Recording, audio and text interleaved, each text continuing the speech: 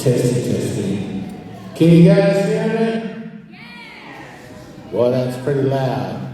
Anyway, I got a quick announcement. Mr. James Black is walking around handing out candy to all the little good boys and girls. He's from the education department. So again, we want to give him a round of applause for his efforts.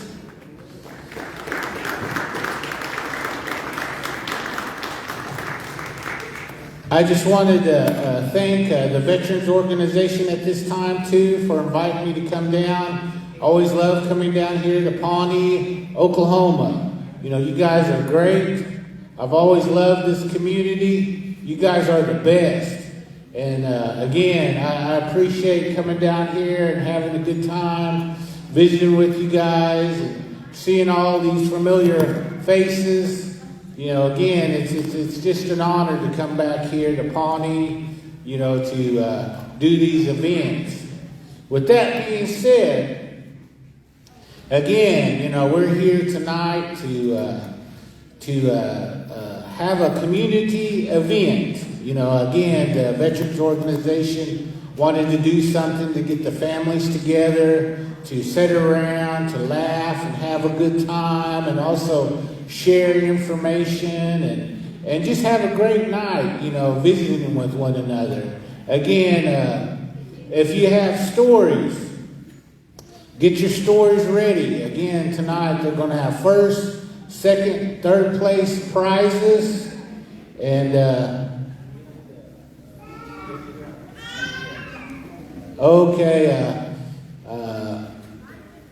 Pius is going to be walking around looking for some judges. So anyway, once he picks you, you know, remember, judge right now. No cheating. No. But anyway, with that being said, you know, again, for some of you guys that may not know who I am, you know, my name is Chris Hill. And on Facebook, a lot of them, they know me as Honka Hill, which in Muskogee language, Honka means monster. You know, again, I've kind of earned that name. You know, I go out and chase all these different cryptids and spirits and all kinds of things out here. You know, again, I've been known to go and look and find these type of things. Again, I just wanted to kind of share, you know, some of my adventures with you guys tonight as well. You know, one of my current or newest adventure, I got to go to Illinois. It's called Alton, Illinois. Again, you know, you have a lot of tribes that were from this area originally in Illinois. You know, all tribes had a story about a horned snake. You know, every tribe out there basically had one. Some of them are good, and some of them are not so good.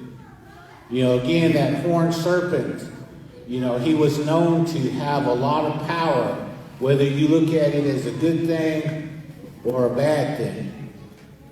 You know, the people in that area, you know, the tribes that came from that area, they all told me their belief in their version of the horned serpent. You know, they said when you go to him, you take an offering. But the thing about this horned serpent, whatever you ask from him, you know, if he likes your offering, he will grant you your wish or your request. You know, again, with that being said, they said, also remember this too.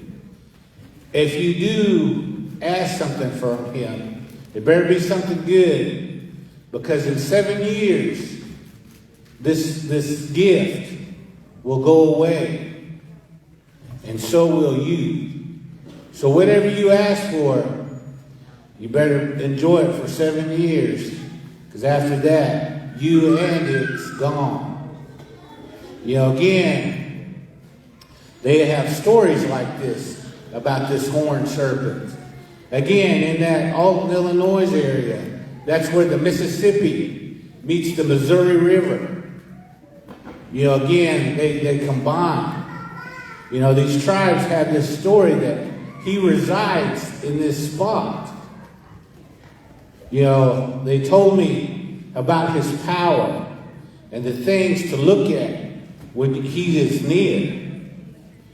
They told us that. Anyway, to make a long story short, they took us to the area. It has a long trail to this point. Anyway, as I walked down that trail, the air began to get thick. And the clouds got dark and heavy, like it was getting ready to storm. The closer I got, the lower the clouds were. And one thing I did notice was the water also started to pick up. It wasn't flowing as strong as it was. The closer I got, the water began to move faster. And in that point where the Missouri meets the Mississippi River, you begin to see a funnel start going around and around. The closer I got, the stronger it got.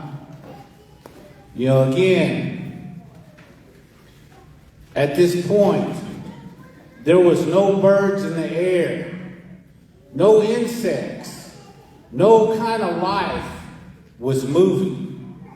Everything came to a stop. I noticed all these things. I got to the water, and I said my prayer, and I gave it its offering. As soon as that offering hit that water, it was like someone turned a light switch on, and everything went back to normal. The clouds started going back up, and the water was still. And all the animals began to rustle around again. So I sat there and I noticed that. And I told the people that I was with that I noticed that. So I took a picture of that water. And right before I took that picture, you heard a slap in the water. Like that. When I took that picture, you see this wave like that in the water. And I posted that on Facebook. Again, if you guys want to see that picture, look at my Facebook page and you will see it looks like a big snake swimming away. Again, there are things out there that our old ones used to talk about. Again, these things are real. So again, I say, a hope.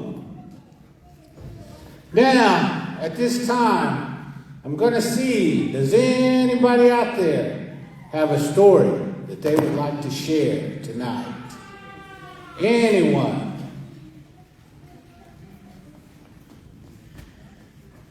Anybody? Going once. Going twice.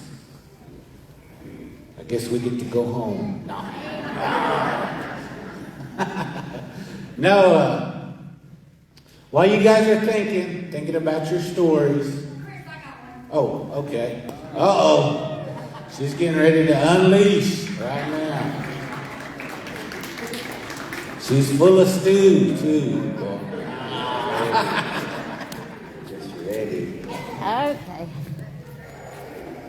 I was trying to wait. I wanted to see what I was up against so I can win first. Hey. Anyway, my story has to do with the community house over here across from the post. When I was young, I had a birthday. My mama, she rented the community house. This is not the main story, but I don't know what happened then, but we had a bunch of girls. I know Reese and Andrew there, Pam, a lot of my friends, and she rented the community house, and she thought, well, we'll just spend the night down there. So everyone brought their little bedding, and sometime in the middle of the night, I don't know what happened, but Mom woke us all up, and she said, we're going to Grandma's over the tracks, 2 tracks at the time, past the trailer where Aunt Toots lived, and then Grandma's. She said, get your stuff. So whatever happened must have been really scary for her to even want to walk across the tracks, because that was scary enough. But we walked up to Grandma's, and we all just laid our bedding out on the front porch and spent the night there.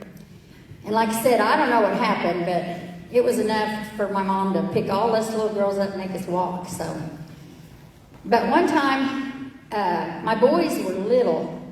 Bobby, Scotty, I call them the boys, even though I got 3, but they used to have big parties, and I mean 20, 30 kids, would come, and I can't even remember whose birthday it was, but I told Ange at the time, Dylan and Bubba, and they were little with my boys, and I said, let's just rent the community house, because there's going to be about 25 or 30 boys that come to this party.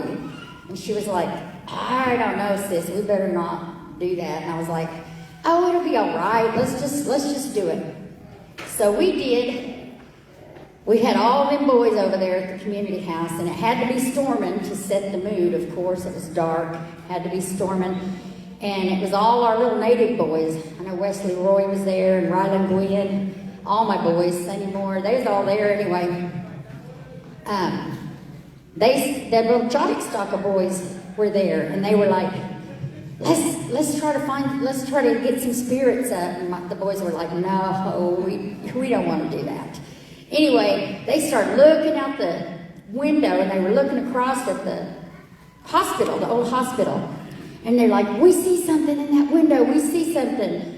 Of course, me and Ange, we had all the food and stuff set up in the kitchen part of the community house. It was old then, it hadn't been redone. And the bathroom was even outside. You had to go through the back door in the kitchen, kind of where the bathroom is now. Then there was this little bitty space back there that went down to a basement, went out the back door, and the bathrooms were outside. So we told them boys, oh, y'all need to quit it. You need to settle down. We had TVs set up in all the corners. We had games. We had food. We had movies going, PlayStations. There was plenty for them to do without stirring up scary stuff. Anyway, so we got them to settle down about that. And then there was a vent in the floor underneath those benches that go around. And I guess it went down to that basement down there. And there's one of the boys over there, and he's like, oh my gosh, I keep feeling some cold air coming out of that. We were like, you need to just get away from there. Don't even be by that vent, Me and Ange knew, and we were already getting a little antsy. So then one little boy said, let's go down to the basement. And all our boys were like, no, we're not going to the basement. And they were like, yeah, let's go. So there they went. They ended up talking our boys into going to that basement. So they went to that back room, and they used to keep the mops and stuff back there. And they opened that door, and they went in there, and they had a piece of wood. And so they took that wood, and they threw it down in that basement.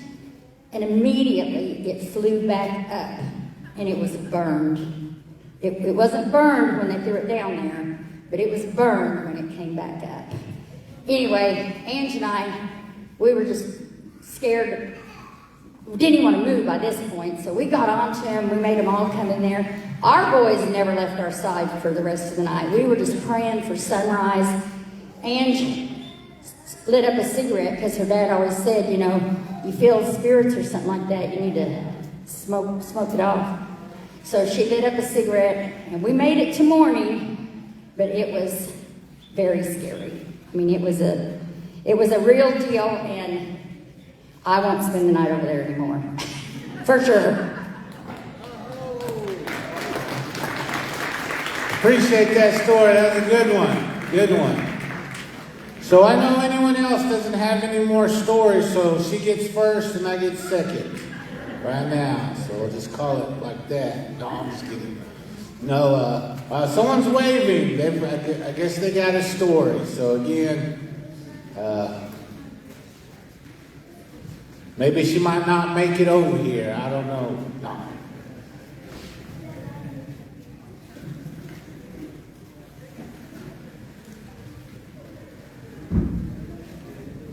Be sure to let them know your name. Hello, my name is Vicki. I grew up in Pawnee. My sister over there is Patsy. But I used to live out on Beck's Drive, just before you get to that corner. And one time when, I was probably around 10 or so, and it was towards almost like the sun's getting ready to set, but it hadn't yet. And there was this, all of a sudden you all looked up and there was this big orb. And it was yellow like the sun. And it just kind of sat there and kind of bobbed there for a little bit. And we were all scared. We started going back to the house. But I never had the opportunity to see it again. And I think I would pass on it. I had one more story on the community house. I was basically, it was in the summer heat. And I was walking to town with a friend of mine. And there was no wind, no nothing. And those doors on the north side flew open. They flew open and then they closed. Of course, we took off running. But I grew up in this town, so I've heard a lot of the stories, but those are the two I've experienced. Thank you.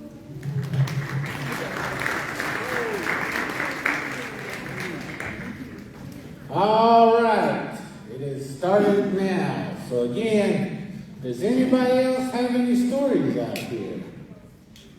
Going once, going twice.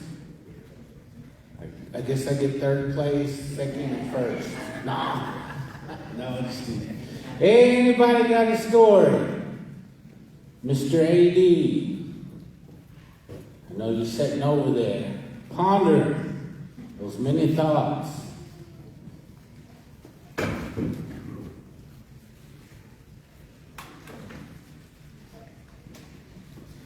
He was last year's winner, wasn't he? Yes, he's the last year's winner.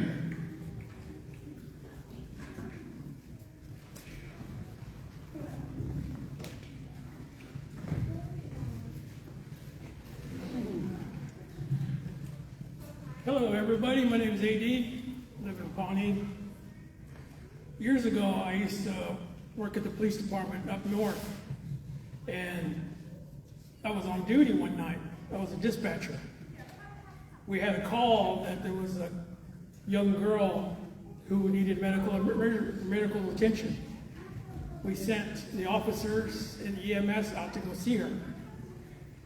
And I never did know what really happened. You know, everybody's kind of hush about it. Everybody got down there, they attended to her wounds and everything, and they let her go. The officer, he got back on the radio and he says, "I'm okay, but I got something to show you." And I waited for him to get back to the station, and he sat down and he says, "Listen to this." There was a young girl, she was about maybe 20. She was kidnapped from town. She was taken out to the wetlands, a place called Bottoms. And she was beaten, brutally beaten, and they were trying to kill her. And so they beat her with a hammer, with wrenches. They tried everything to get rid of her. And they left her for dead, sitting in the swampland. And it must have been a couple of hours. She got up. She was thankful to be alive. And she started walking toward a house. She saw the outside light. She walked toward it, and while she was walking, she looked over and there was a guy on a horse walking with her. And usually a horse would make noise going through the grass and everything. She said this one did not make a noise, didn't make a sound. And this guy looked at her and he says, "You okay?" And she says, "No, I'm hurt. I'm cold. You know, I got a real bad headache." So he reached down off his horse, got down, and he gave her his jacket. He said, "This will keep you warm. I'll follow you up to the gate." He says, "There's a house over there where you can call for help." He walked her up to the gate. He says the entire time that horse did not make a sound. He says she walked over there and she got past the gate and she turned to thank him to see if he was coming, and he was gone. Wasn't to be found. She kind of got scared a little bit. She said, "Well, did I hallucinate that? You know, I'm pretty injured." So she went to the house. She went over and knocked on the door. They called EMS. Everybody went and attended to her. And they come up and she says, "Here, give that guy back his jacket." Everybody's looking at it. Now, the EMS back in the day had a very distinctive color jacket. It was blue and light green, lime green color. It was reflective. Those were the EMS. And on the back of that jacket had a name on it. And a lot of us did not recognize that name. Now, you look around here and you ask somebody, "Hey, where does that person work?" "Oh, they work over here, they work over there." Everybody knows each other's business. They know exactly where they work. You know, and we could not figure out where this jacket came from because we didn't know that guy who worked there. They brought the jacket to the police station. It was one covered. They sat it down on a chair, and I'm sitting looking at it.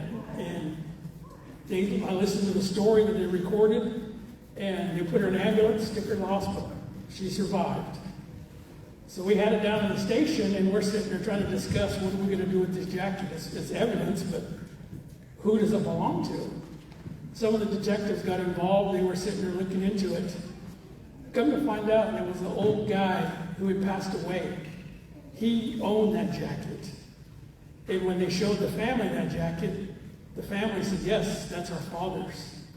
And this must have been about good 80, 70 years. That's how old he was. And he says, that's his jacket. You know, and we're just like, wow. So we kind of freaked out about it. Well, he was with her that night. So I said, "Well, we're going to hang on to it, but we'll give it back to you when the investigation is done." As soon as it was confirmed, the next day that jacket went missing. Nobody could find it, but it disappeared from the police station.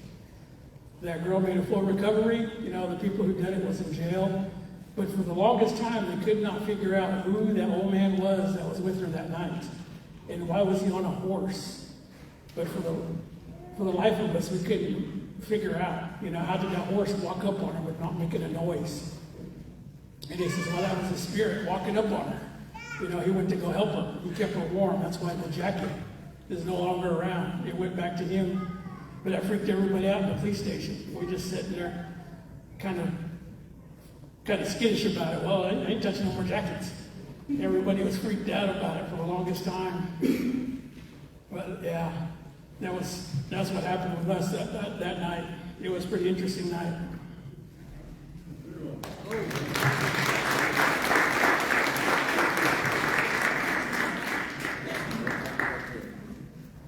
All righty, let's give her another round of applause for that. All right, that was a good one.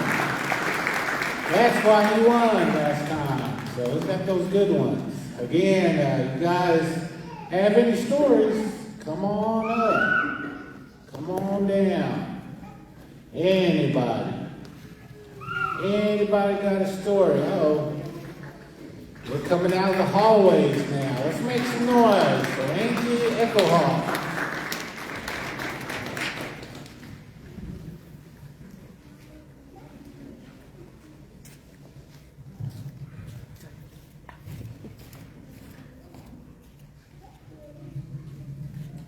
Okay, this is what didn't happen to me, but it happened to my dad. And a little bit before he passed away, I asked him again about this story because it had happened to him back in the 70s. And he told me everything that I remembered. So he worked in Tulsa at a place called Ross Martin, and he worked in the dark room, developing pictures and stuff, him and Anthony Archiketa. And he said, and he worked the night shift. And so he worked from 11 to 7, And so he said that when he would go to work, all the offices would be shut down, and he just had his be back here in his dark room. And he back in the 70s, they had cigarette machines where you could go buy a pack of cigarettes for 30 cents or whatever. And he said that the halls they had the main lights turned off. And he said he was walking down this hallway, and it made a T, and at the very end of this hallway was the cigarette machine. So he said he started walking, and he was digging in his pocket and counting his change like this and kind of looking up as he's walking. And he said he seen something run by real quick down at the end where he was going. And he said he just caught a glimpse of it, that he slowed down. So he said that he was kind of taking his time and kind of really watching at the end of the hallway and acting like he was counting his money.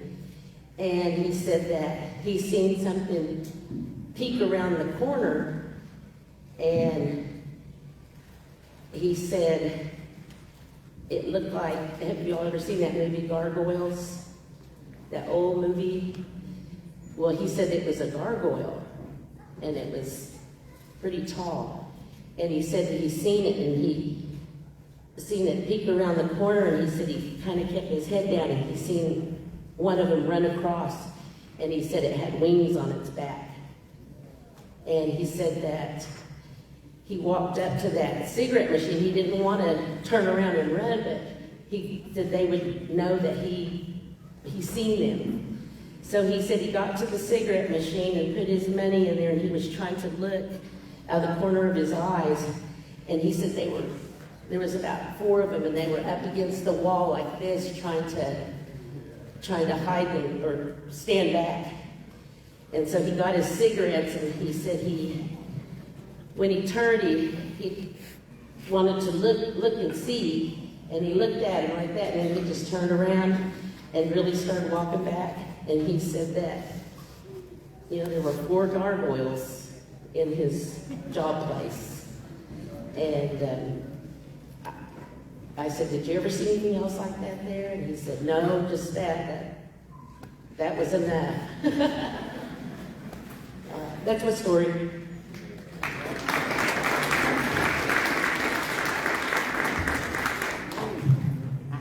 Oh, well, that was a good one. Good one. They're getting better and better. Good stories tonight. Again, as you guys are thinking about your stories, I have a guest storyteller. She's from Osage country, Miss Veronica Pipeskin. Put your hands together for her.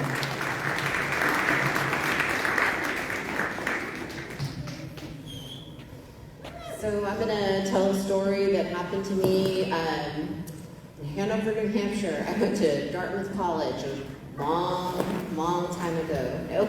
And I was a student there. And it was during finals week. And so I hadn't slept, and was tired, and paper was due, for class, and I was in a hurry, and I needed to go get a book. So that ages me too. Nobody gets books anymore, but out of the library. But I had to go to the old part of what's called Baker Library at Dartmouth, and they call it the Stacks. And so that part of the library, you have to take this rickety old elevator downstairs, and maybe I should. You have to take this rickety old elevator down the stairs, and it even has one of those metal gate door things that you have to open after you open the freight part. So anyway, I went down there, and I was in a hurry, and those shelves are just these old metal shelves, and you can see through to the other side. And so the first odd thing that I noticed was there was a woman standing on the other side of the shelf from me, and she now would be about my age, mid to late 40s, And at Dartmouth, you just don't see people that age, right? They're just, everybody's the same age or whatever. So that was the first odd thing. And she had real salt and pepper, black curly hair, and she just looked out of place because she looked like she was trying to look like she was 20 years old. You know, she had a backpack on, and anyway, so I, didn't think twice about, but I noticed she was kind of following me on the other side of the shelf as I was trying to find this book. And eventually I had to go to the other, side where she was at. And this whole time, I'm hearing her and she keeps going, making these like very odd noises. I'm trying not to be rude, but trying to ignore what she's doing. And so anyway, I kind of move around her, and this will come into play in the story here in a minute. She holds her hands out to me, and she says, "Do you like my fingernails?" And they're all painted red, like a bright red color, except for one of her nails, and it's like a black and white checkerboard. I said, "Oh yeah, they're really nice." I thought, "Oh, that's weird." And so I keep looking for this book, and this time I'm on the other side of I'm probably 10, 12 feet away from her at this point. I have my hair pulled back in a ponytail, and I feel something hit my ponytail. And at first I just thought it was my backpack, so I ignored it, and I'm trying to find this book, and it did it again. And I looked over, and I thought, well, it couldn't have been her, and the whole time she's making these weird noises. And so then that last time, I see something out of the corner of my eye, and it's her hand, and it's coming for my face because I can see that checkerboard nail. But she's 12 feet away from me at least. And when I turn, her hand flips back, and she just starts laughing. And that's about the time I took off, and I started running for that elevator as fast as I could. And then I thought, oh my gosh, what if she gets on this elevator with me? Because you have to just stand there and wait for it. There's no stairs, as far as I knew, to get up. And I'm panicking. Finally, that elevator door opens up, and I go back upstairs, and she's nowhere to be seen. And I think I thought, well, I guess I could flip out about this, but I have a paper due in like 6 hours. So I just kind of filed it away. So I don't know what that was, that I ran into, but she obviously, I forgot this too. She kind of had, her tongue started to flick out a couple times down there too. So that's the other thing. She had this long tongue. I don't know if it was a lizard person. I don't know what I ran into, but her arm, there's, no humanly way possible that it could have reached that far from where she was standing. So that's my story. Thank you so much.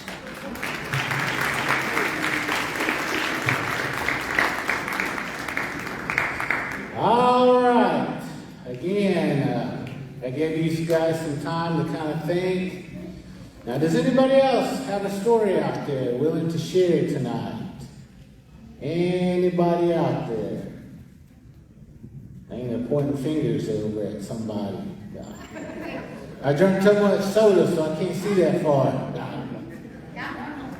Uh-oh.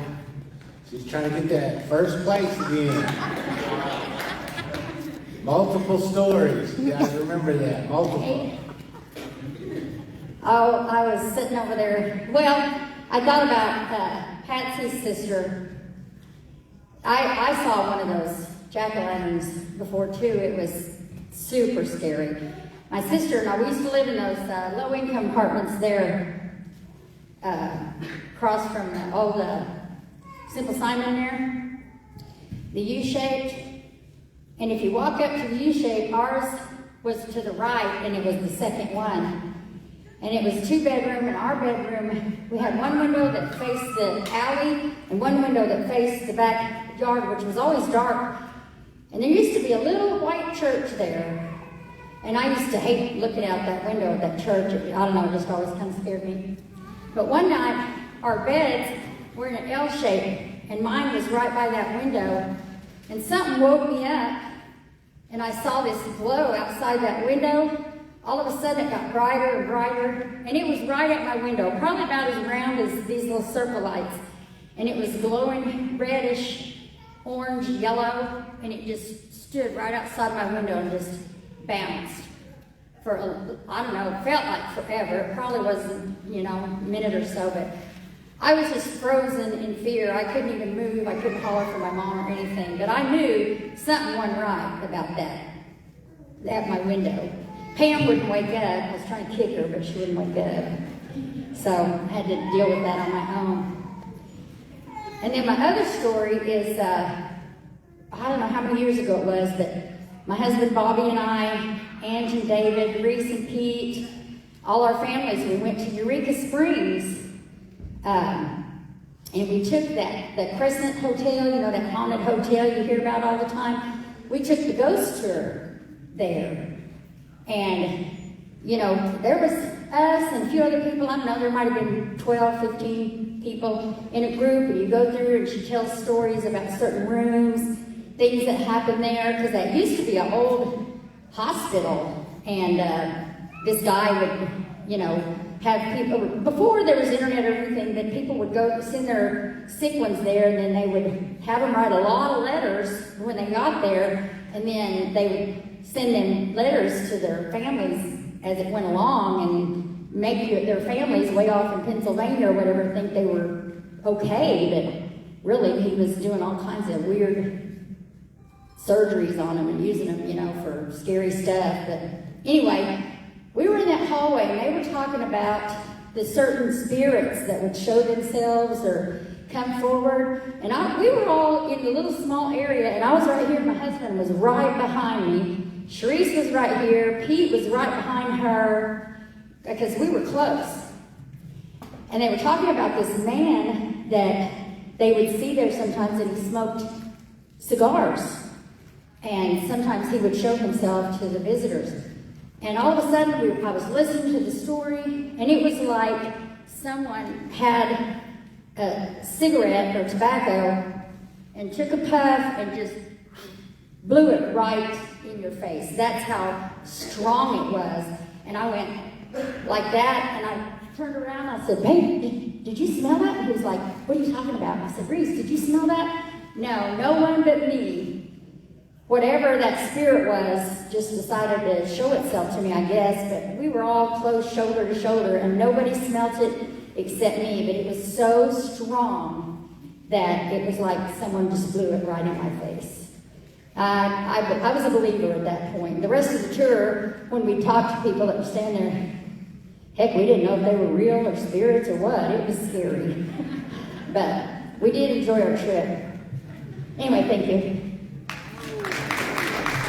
Oh, good story.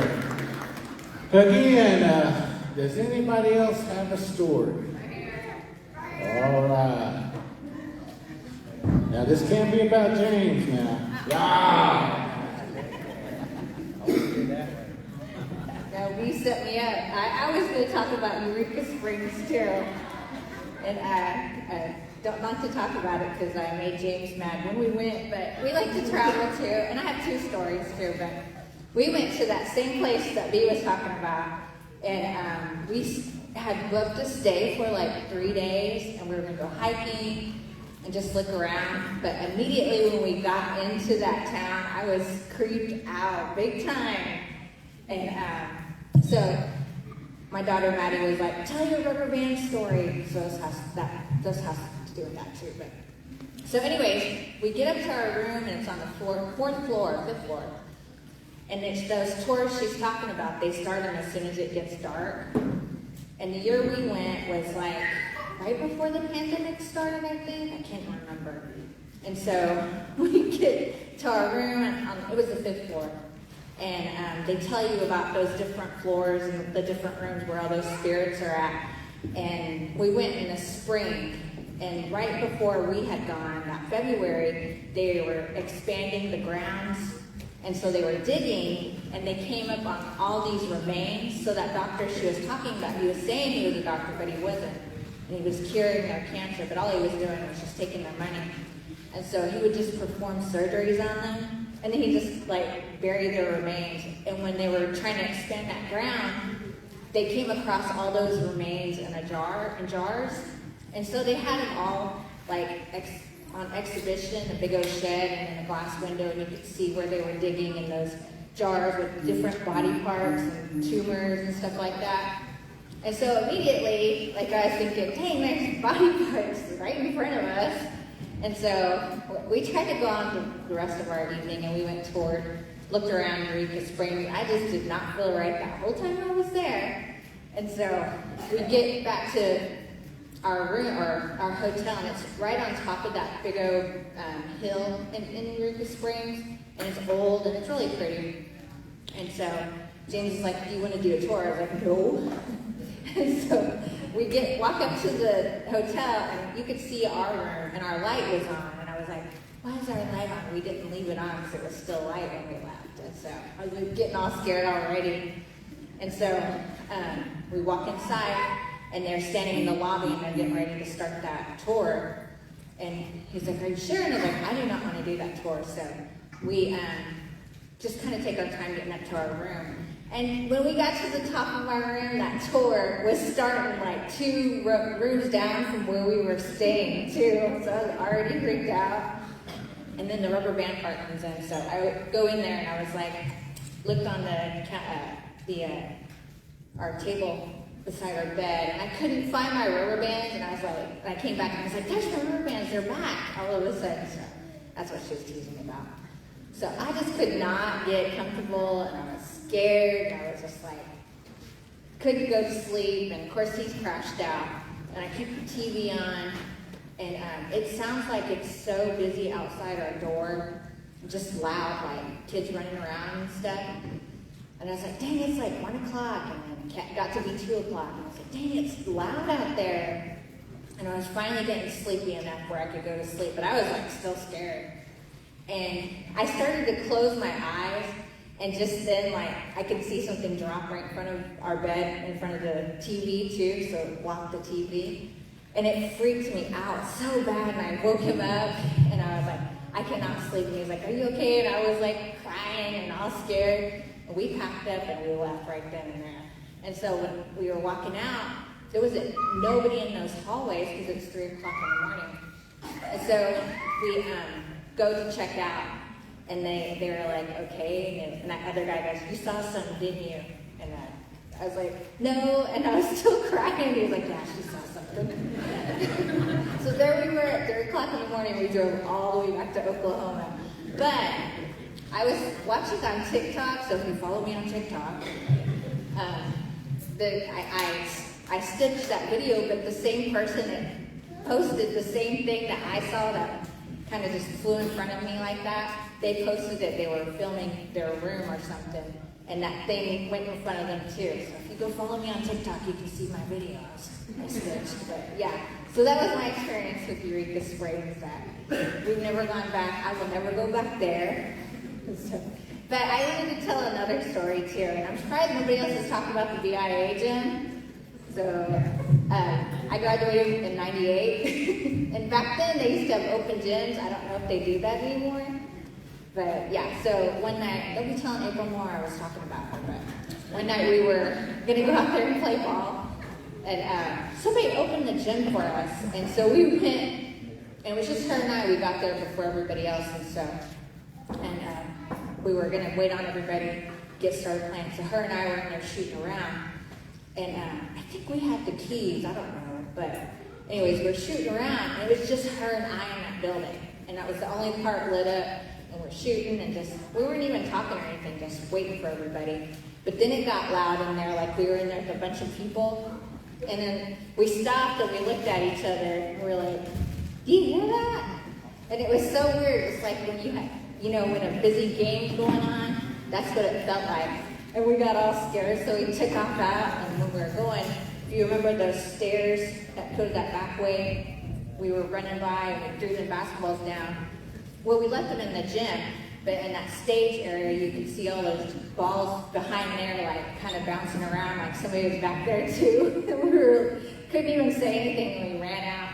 And we locked the door, and we turned off the light, and we got back in the car. We looked at each other and looked back, and that light wasn't back on. And so, anyways, I just thought somebody would talk about the BIA by now. Oh. All right. For our judges, her name is Allie Black. for our judges. Her name is Allie Black. Again, she had some good stories. Again, appreciate that. Now, while you guys are kind of thinking about your stories, I'm going to tell a short story again. You know, in the early 2000s, you know, when the phones were starting to get cameras, I was lucky. One of the tribes I worked for got me a tribal phone, and it had a camera on it. And I thought that was pretty cool. You know, again, they sent me to training for this tribal training in Rapid City, you know, North Dakota. Anyway, man, they put me in one of those old, just rugged hotels, you know, one of those real spooky looking ones. Anyway, make a long story short, I was just kind of uncomfortable, you know, in this hotel, you know, and again, I was thinking about, you know, all kinds of things, and, you know, again, I went to sleep, and I wasn't thinking about anything, but I just had a weird feeling all night long, like, you know, there was something in that room.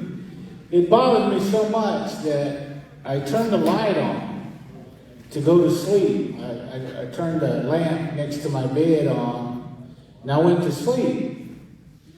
Anyway, next couple of days go by, and I'm at this training, and, you know, as Indians do at conferences, we just started talking, and we meet new people. And again, I was talking to a lot of the locals. You know, and they were telling me about that hotel that I was staying at. And they said it's super haunted, you know. And of course, they rattled off this number of this room. Anyway, I sat there and I thought, and that number was the room that I was staying in. I was like, oh my gosh, you know. It's like, anyway, I was sitting there going, oh my, you know. And anyway, it was about the end of the conference, and, you know, I was at the airport waiting for my flight to go back. And anyway, so I knew I took a couple of pictures to, you know, test out that phone, and I was just seeing what kind of pictures that I took, you know, while I was on my trip up there. Anyway, I noticed there was a set of pictures of me sleeping in my room. And again, I was the only one in that room. So whatever this thing was that was in there bothering me, took pictures of me while I was asleep, which was crazy. That's just eerie in itself. I hope. Does anybody else have any stories out there?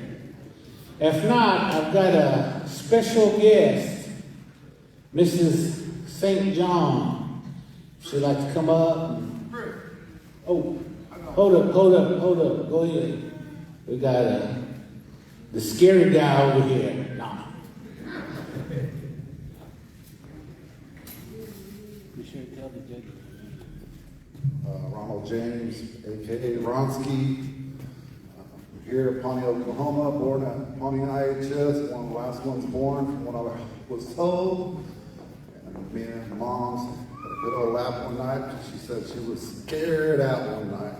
It was just me and her, and I was just an infant, like hours old, and just left her and me at one side of the hospital. I guess that'd be the east side of the hospital, and she was on the west side. And anyway, so that was it.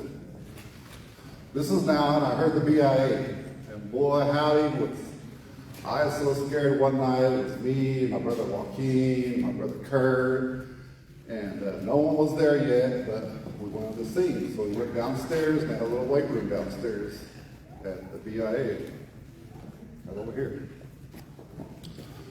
So we was taking turns leading. I was probably scary enough. Young guys trying to blast Red Bull or Blackstone or Black Lodge, Whitefish Juniors, Whitefish Bay, you know, just singing along. And we finished up, now we heard this weird Lulu. And I was like, God dang! Boy, all three of us jumped up, ran upstairs. started playing basketball. I was like, God, he's gonna go down there and get that drum. Shoot, we was all rock, paper, scissors. You go down there. No, you lost. No, you go down there. I was like, let's all go down there. We didn't go down there until someone, I think it was, I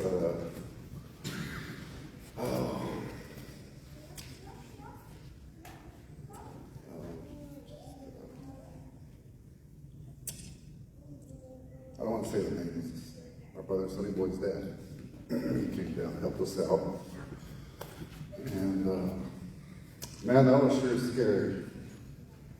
Hearing that little after we sang. Thank you all. Have a good night. Happy holidays. Sure appreciate, boy, you had the scariest mask I've ever seen. No. But anyway, while you guys are thinking about your next story, I have this special guest, Mrs. St. John, if she'd like to come up and tell her story at this time.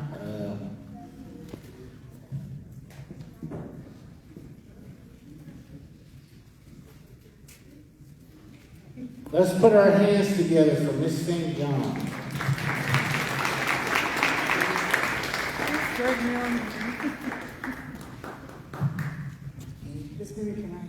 He's already told my story before on his podcast. Hello, everybody. My name is Judy St. John. I'm Pawnee and Osage. My grandpa was John Jake Jr. And I've been here in Pawnee in about, since my Aunt Mary passed away a couple months ago.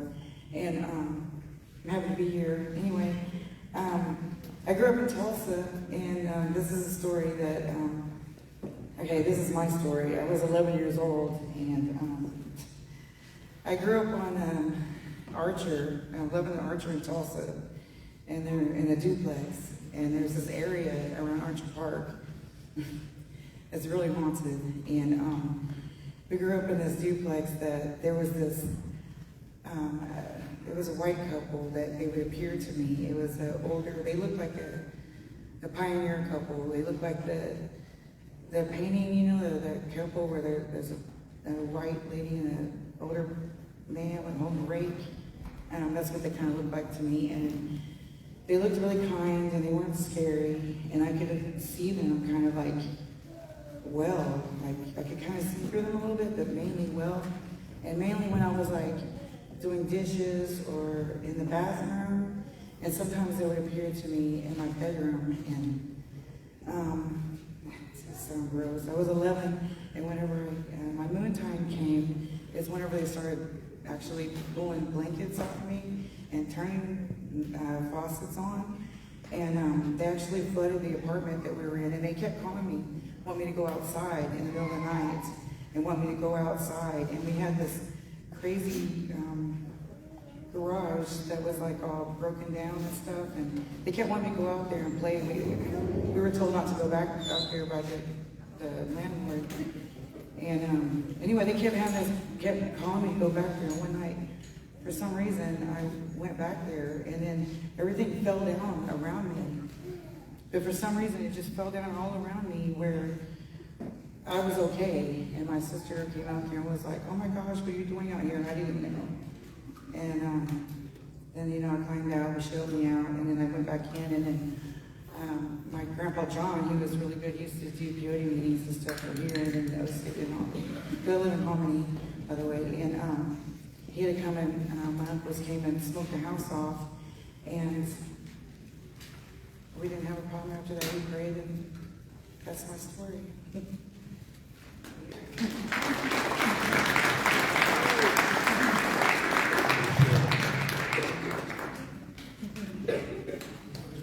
Wow, that was amazing. Again, just calling for any storytellers out there who want to volunteer their story. If we don't have any volunteers at this time, I got a special storyteller. Come all the way from CNA country, I think. Mr. Coleman, American Horse. Put your hands together for him.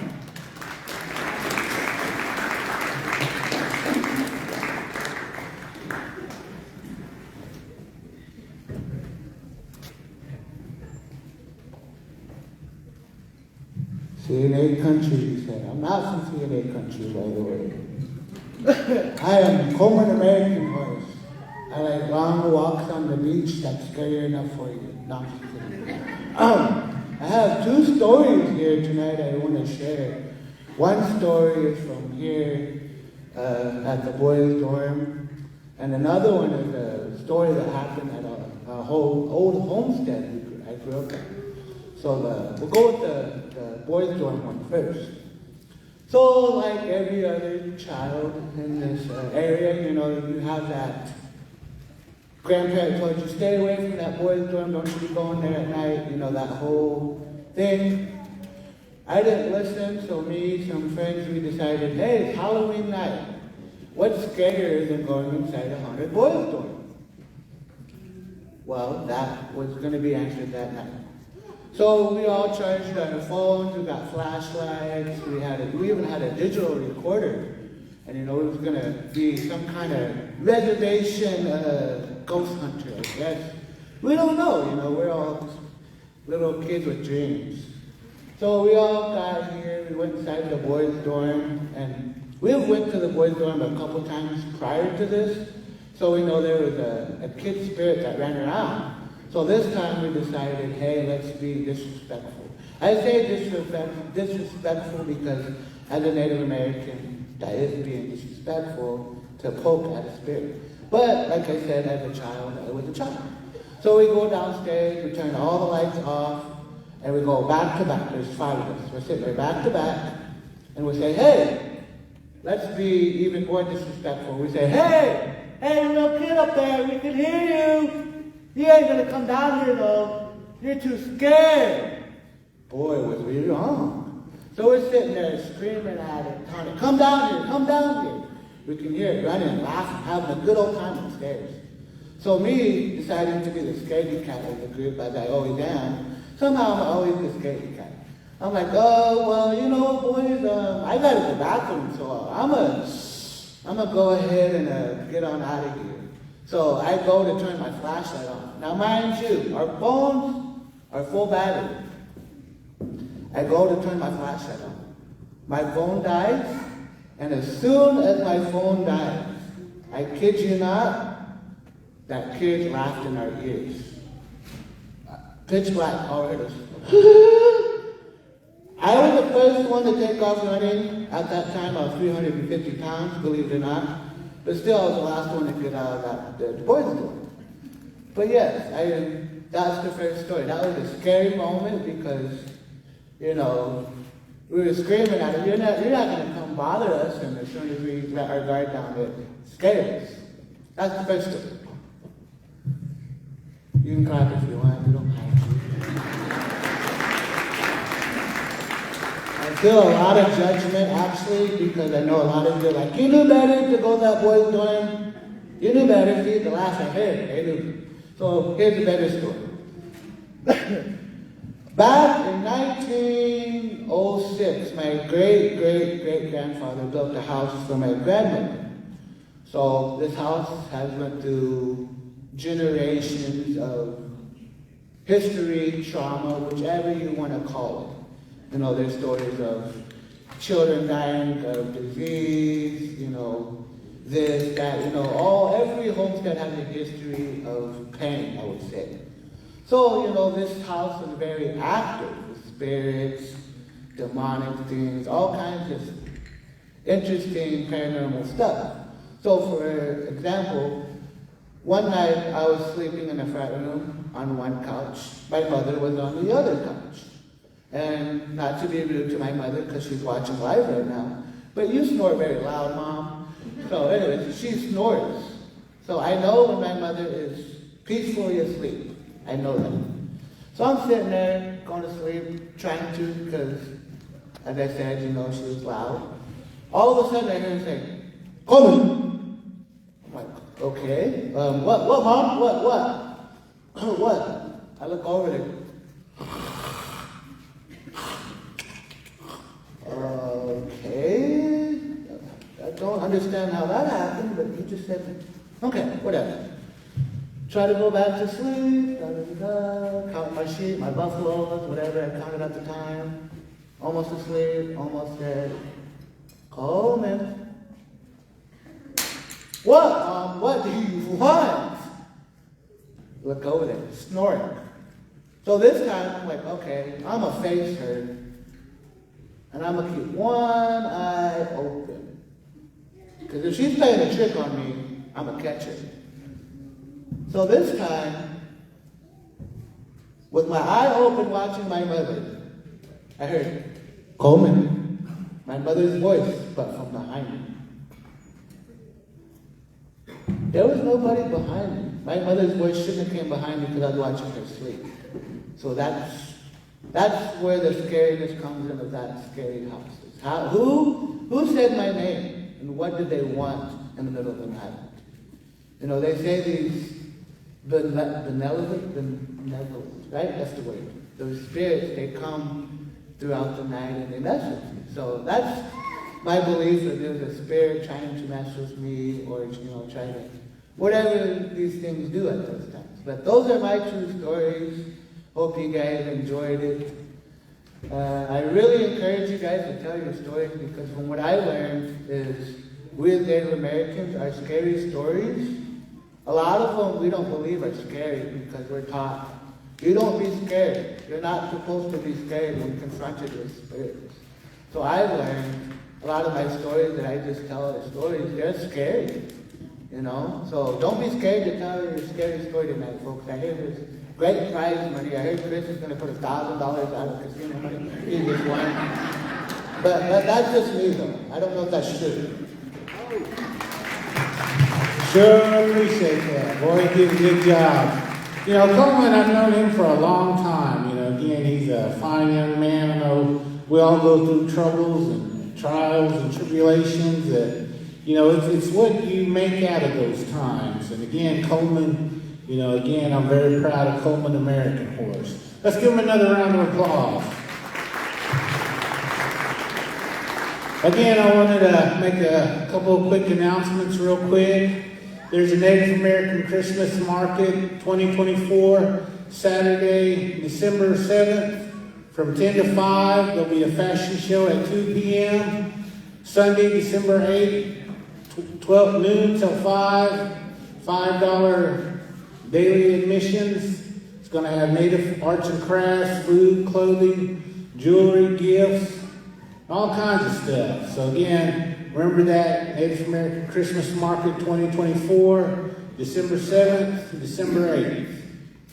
Also, if you guys are in the Tulsa or Sand Springs area, on Tuesday evening, Sand Springs Indian Education is going to be hosting a Halloween round dance. So if you guys are interested or up in the area, come on by. They're going to start eating at 6 o'clock.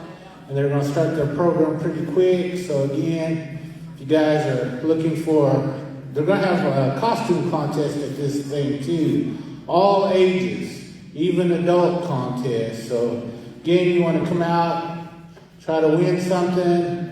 It's a costume contest, also a round dance. So if you guys are looking for something fun to do Tuesday evening, it'll be at Sand Springs. The information's on Sand Springs webpage, also on my Facebook page. Again, there's a lot of information out there about this event. And anyway, does anybody else have a story? Calling for anybody that wants to tell their story or share their story at this time. Going once? All right, come on down.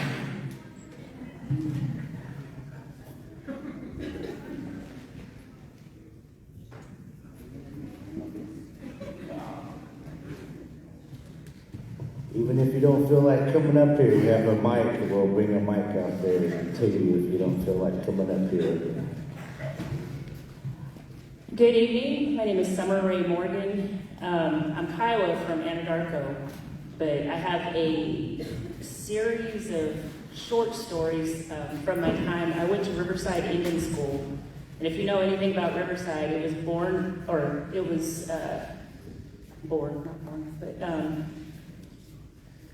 I think it was made in like 1875, so there's a long history with lots of stories behind it. But when I first got there, I was in Pawnee dorm, and it was a girls' dorm at that time in the late 90s.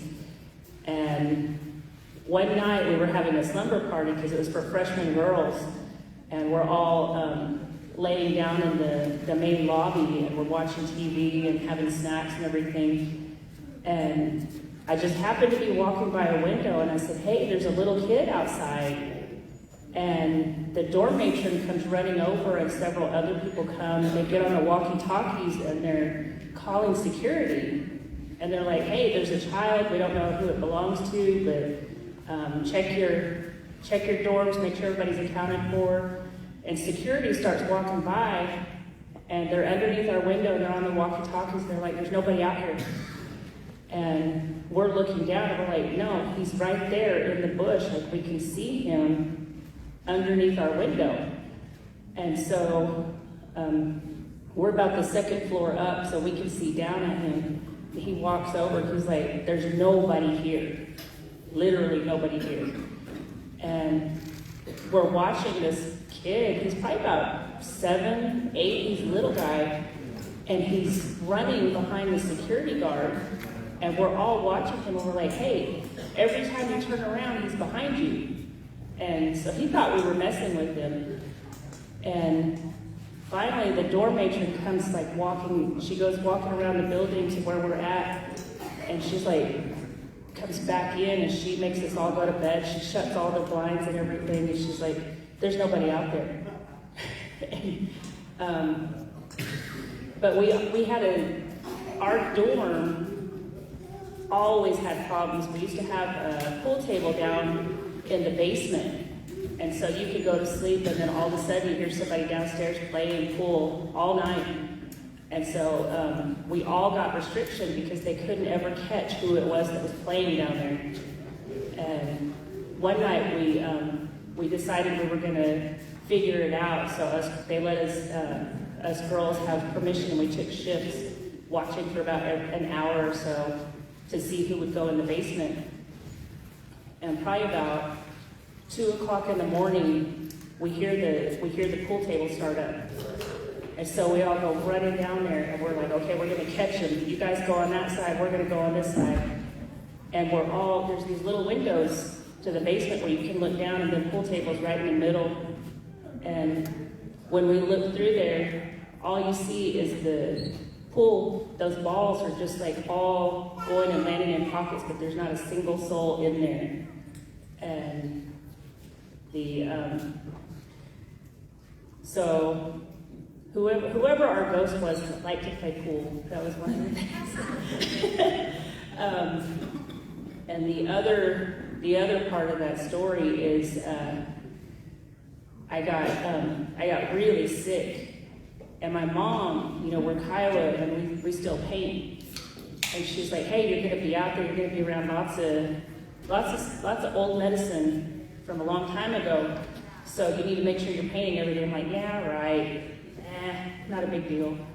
Then I got sick, and I got so sick that I had a really bad fever. So I'm not sure if this was a fever dream or what, but I was laying in my bed in the dorm, and this woman comes in, and she's dressed like kind of like Victorian era, has those high necks and the full skirts, long sleeves, it's all ruffly.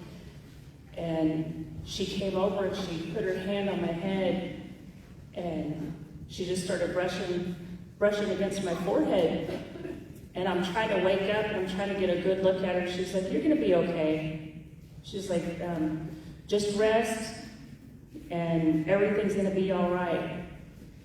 And then she left, and I don't know how long I was asleep, but all of a sudden, my mattress just gets jerked out from under me, and I went flying off, and I'm laying at an angle, and I'm holding onto my mattress. There's nobody in there. And I'm looking around. My roommates come in, and I'm like, "Hey, y'all quit messing with me. Just leave me alone. I don't feel good." And I put my bed back up, and they're like, "There's nobody there." So I'm looking around. I was like, "Oh crap!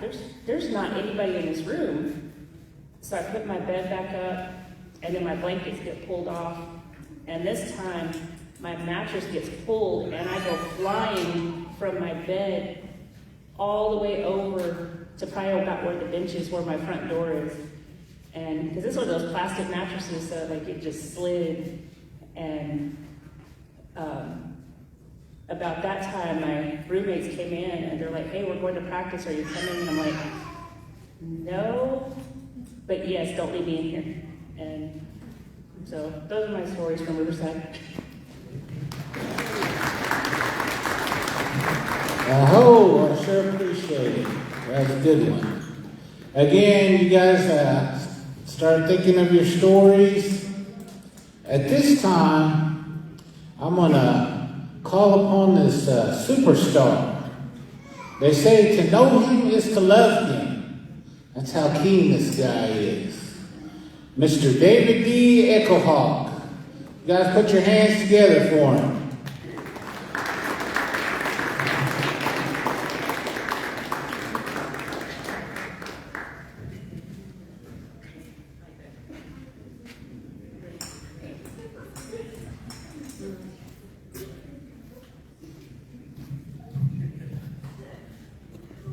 Thank you, Chris.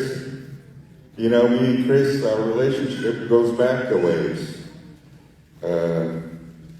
He was talking about him going out and doing investigations, and he's always asking me to come along with him. You know, the Pawnees have a word called gutties, scary. And, but he's the real deal, you know. He's got the equipment, the group that he's with. You know, they have all this paranormal equipment, and so he's the real deal. So, you know, it's good that you guys are here today, Chris, and thank the veterans for hosting this evening here. And got a couple stories. One is that I told one a couple years ago.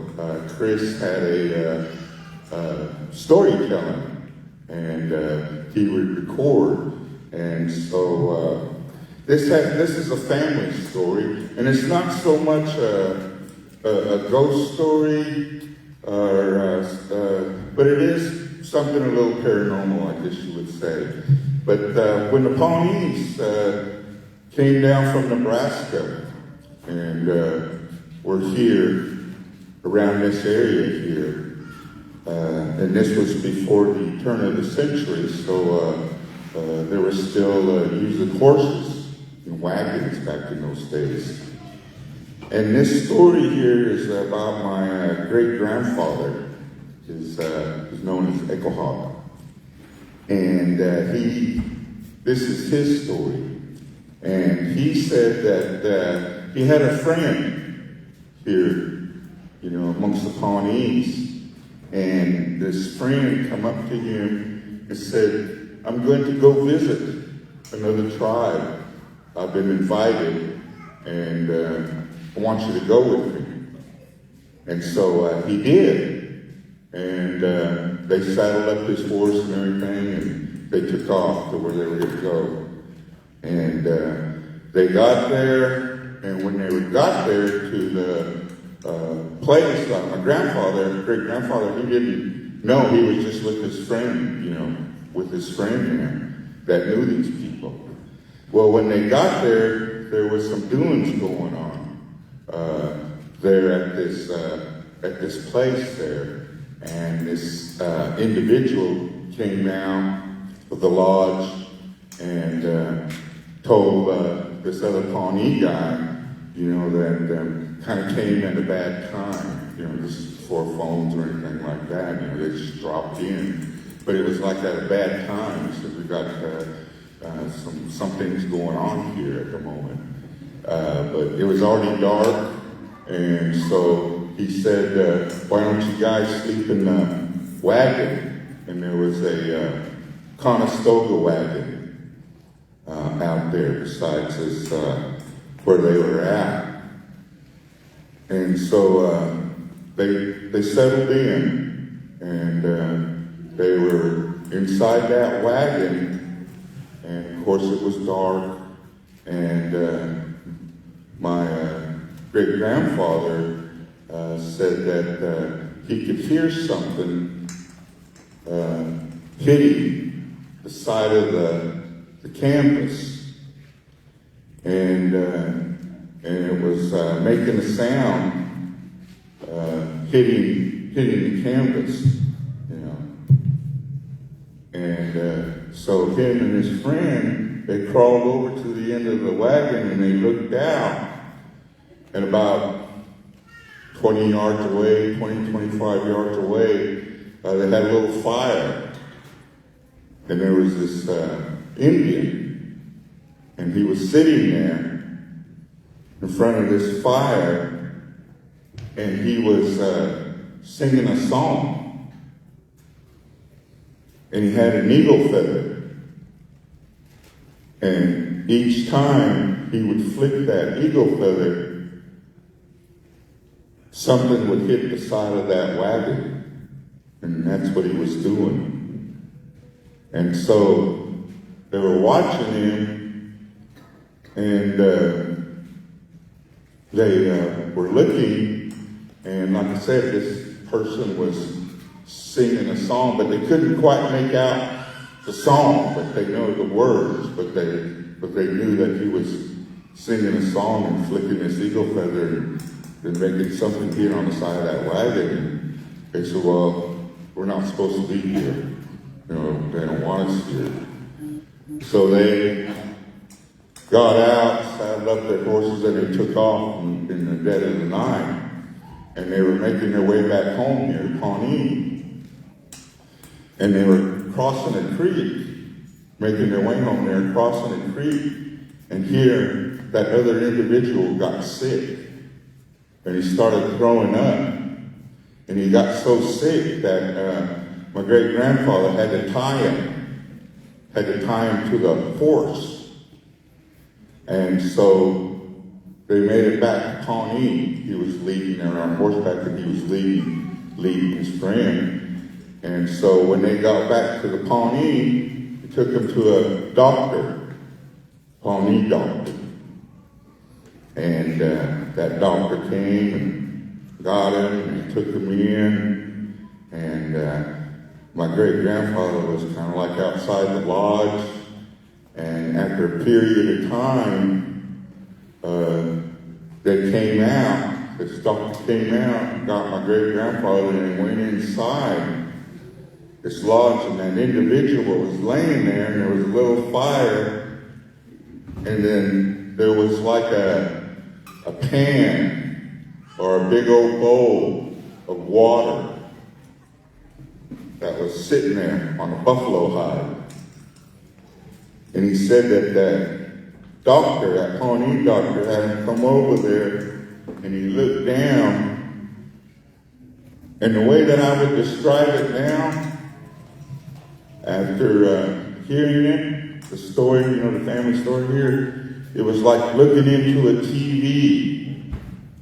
This water, this bowl or this pail that they had, and it was full of water. And my great-grandfather went over there and he looked down, and he said that there was that image of that man, an Indian man, and that fire, and he was sitting there, and he was flicking that eagle feather, and he was singing that song, because he said that Pawnee doctor leaned down and was trying to listen to what that song or what that chant was. And he was leaning down, that doctor, over that. And so he said, is this it? And my grandfather said, yeah. He said, this is what happened. This is it. And he said, well, what do you want me to do? You know, I could send it off or send it back. And he said, well, I'm not the one to ask. He said that you need to ask him. And so this guy recovered after the doctor had talked to him. And sometime later, after that, they had went up there and came back. Sometime later, they had gotten word from that country that an older person had died up there, had passed away. So, you know, that's one story that's been told in our family because, like I said, it happened to my great grandfather, and like I said, it's real interesting on you know, hearing some of the aspects of the story. You know, especially you know, the part of them looking down into the water and then seeing all of that. You know, so you know, Dan and Chris, you know, me and Chris, you know, we talk about a lot of things, and so you know, I got I was living in Oklahoma City, and I'm not going to say any names or anything, but was staying down there with a few other guys, and was working, and I was working nights, swing shift is what they would call it. And so was working late at night, and so Angie, my wife, had came down to see me, and so we were there, and I was working, and we had this house there. Like I said, I had some roommates, and you know, that first night, you know, we went out to eat. We came back home, was watching TV, and then we started telling stories, like what we're doing here. You know, we were just visiting, watching TV, sitting in the living room, telling stories, ghost stories. So the next night, you know, we're in bed there, and we're the only ones there in this house there. And I got to go to work the next morning. And anyways, I'm laying there on my side facing away, and she's laying next to me, and all of a sudden, she pokes me. And, you know, I kind of roll over, and it's dark, you know, in the room there, the house. And she said that there's somebody in the house. And I was like, what? And she goes, there's somebody in the house. But she was scared, you know, she kind of whispered it, you know. And I could tell she was scared. And I said, what do you mean? Trying to be quiet, you know. And she goes, I seen a flashlight. Like a flashlight. There's no light on in the house, but she said she seen like a flashlight in the house. And I said, So I rolled over, and I did have a bat next to the bed. I did have a bat there. And so then I was laying there, and I was looking out the door of the room, which into the hallway there. And I was just looking, you know, and I was listening, thinking I would hear somebody roaming around in there, or, you know, see that flashlight. Kept laying there looking at the door, and she was rolled up next to me, and she was kind of like under the covers, you know, she was scared. So I knew that, you know, she had seen something. So I was just laying there looking, and all of a sudden, the hallway light flips on, and then it flips off. Real quick, like you grab a light and flip it up and flip it down, and it just lit up the hallway and then turned it off. And so I jumped up out of bed and I grabbed that bat, but I didn't hear anything. You know, I didn't hear any footsteps, I didn't hear anything. So I jumped up right over and I used that bat and I flipped on the light. And then used that bat and I flipped on the hallway light. Anyways, I went all through the house because when she first woke me up and told me that, you know, I was kind of like, I don't know, you know, I locked the door, checked the windows, you know, and couldn't be anybody get in here. So I checked all the house, all the windows, doors, front door, back door, checked the windows, went to the rooms, the closets, looked under the beds, nothing. So I told, after a while, after this happened, I told one of the individuals that actually got the pass. And I told him, I said, hey, we had a strange event here. And I told him what had happened. And so he told me, and he didn't tell me this before, he just told me the first time. He said that when he rented the house from the landowner, or from the house owner, that the people that lived there just up and left. And in order to save first month's rent, deposit, and all of that, the homeowner said, well, you clean it all up, I won't charge it a deposit or first month's rent. And so that's what he did. But he didn't, like I said, he didn't tell the rest of us, you know, because we were all working different schedules and stuff. And so he went over there, and he said that when he went over there, got the keys, first went over there,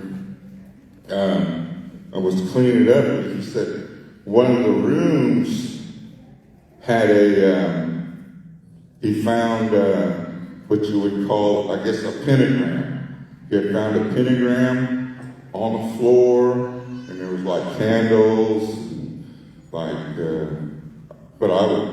what he described, what I would call like burnt offerings all around this deal, and it was in that house. And I was like, well, dang, you know. But he had cleaned it all up, but he had found all that stuff, you know, and he had cleaned it all up. I said, well, dang. I said, shoot. I said, you know, didn't tell us. He said, well, you know, didn't want to really say anything, but, you know, and I thought, well, dang, you know, and because, like I said, we were all working there, but we worked different schedules, and so I spent many a nights there by myself, you know, and never had a problem, you know, slept like a baby. But until that night, when Angie came down, and then we were telling those stories, you know, up until this time, you know, I was just unaware or wasn't paying attention, but we were telling those stories. So whatever entities or spirits or whatever you want to call them was in the house, they were probably like, oh, okay. You know, we got them now. You know. And so then the next night is when all of that activity happened. You know, and like I said, I never had experienced that before up until then. But anyways, Chris, that's a couple stories there, and try to help you out there. But this is Honka Hill here. Thank you very much. Let's give him a round of applause. Boy, he did an awesome job. Man, I always like hearing these stories. Man, it's always, we used to have long conversations over all kinds of spooky and eerie things, and I sure miss that. Again, if you guys are wanting to tell a story, and maybe you're too shy or whatever, you'd like to have us bring you the mic, we can do that too, if you're interested. But before I open the mic again to the floor, I wanted to kind of talk a little bit about my last visit here. My last visit here, we did an investigation of the IHS facility here just down the road. And that was, to me, was kind of a funny evening, but it was also an exciting evening. I really enjoyed it. You know, before we even went into the building, some of you guys that are here today were there as well. You guys can confirm this. There was a loud shriek. You know, it went real loud. And I noticed all the crowd kind of got stunned. So, you know, me, on these investigations, I always say, don't give these things power by being frightened of them. So I said, oh, that's nothing. That's just a bird or something like that. And I heard someone say, that ain't no bird. So Again, that's still on TikTok. You can see that recording right before we went in. I was trying to get everybody, not to be afraid. So that kind of cracks me up. But anyway, I sure enjoy being down here again. Anybody out there have a story? I can bring the mic to you, or you're more than welcome to come up. All right, let's put your hands together for Kayla Pipestem.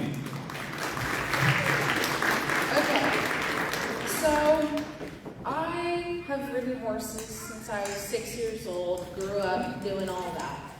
And I was probably 10 years old, and my trainer was hosting a horse camp because she had just bought new property. It was just like perfect to have a bunch of kids and like host a horse camp.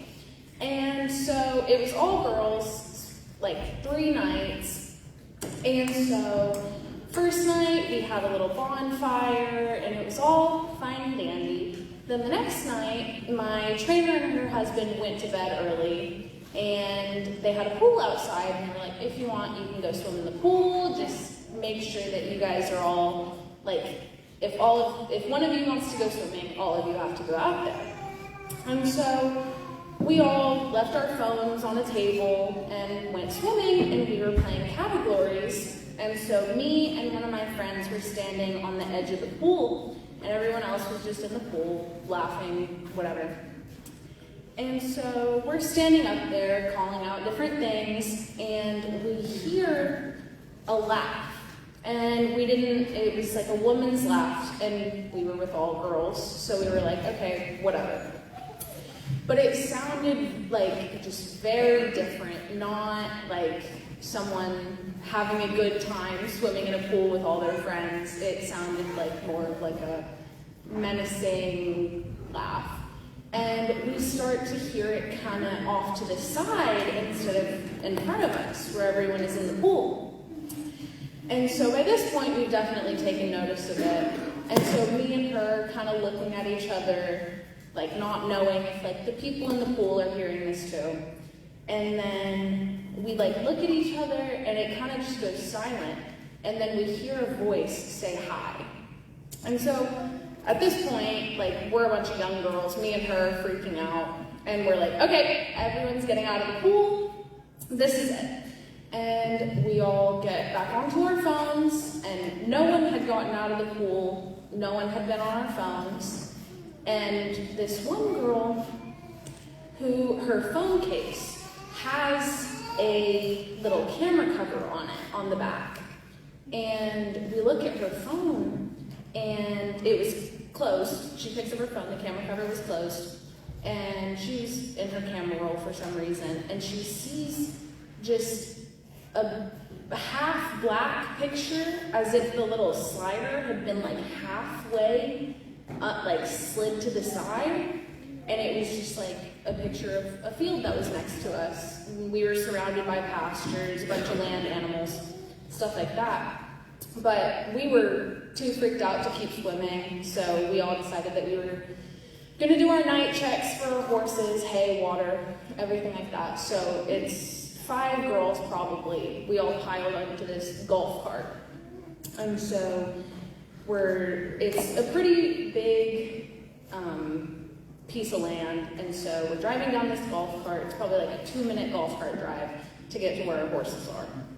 And we keep hearing little giggles behind us, and that golf cart has never gone faster in its entire life. But we are just flying down this gravel road. And so we all get back to our little bunkhouse where we were all staying for the night.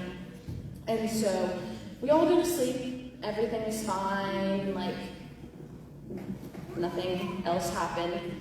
But then we wake up the next morning, and we are telling our trainer about what happened. And we find out that the people who owned this property right before her, one of her daughters had a really bad injury falling off her horse and being dragged. And our trainer was like, yeah, that was probably her messing around with you guys because we were all teenagers from 13 to 16. And she was right around that age. So my trainer was basically just like, yeah, she probably wanted to come hang out with you guys. Probably why she didn't bother you any more than that. And so now every time I go to this horse camp and it's late at night and we're driving around on that little golf cart, we hear little giggles, but now we're not as scared because we know she's not going to bother us. But that's my story. Aho! All right. I'm going to address the people on the internet and on Facebook. If you guys are tuning in here, we're here at Pawnee Nation. Again, here in Pawnee, Oklahoma. I'm going to ask if you're at home. Gather your family around the screen right now, around this phone. Turn your volume up. I've got an elder here that's got a story that he wants to share. And again, if you're at home, wherever you're at, I encourage you not to listen to this story by yourself. Again, we're going to turn this mic over to Steve Knife Chief. Let's give him a round of applause. Okay, that's enough.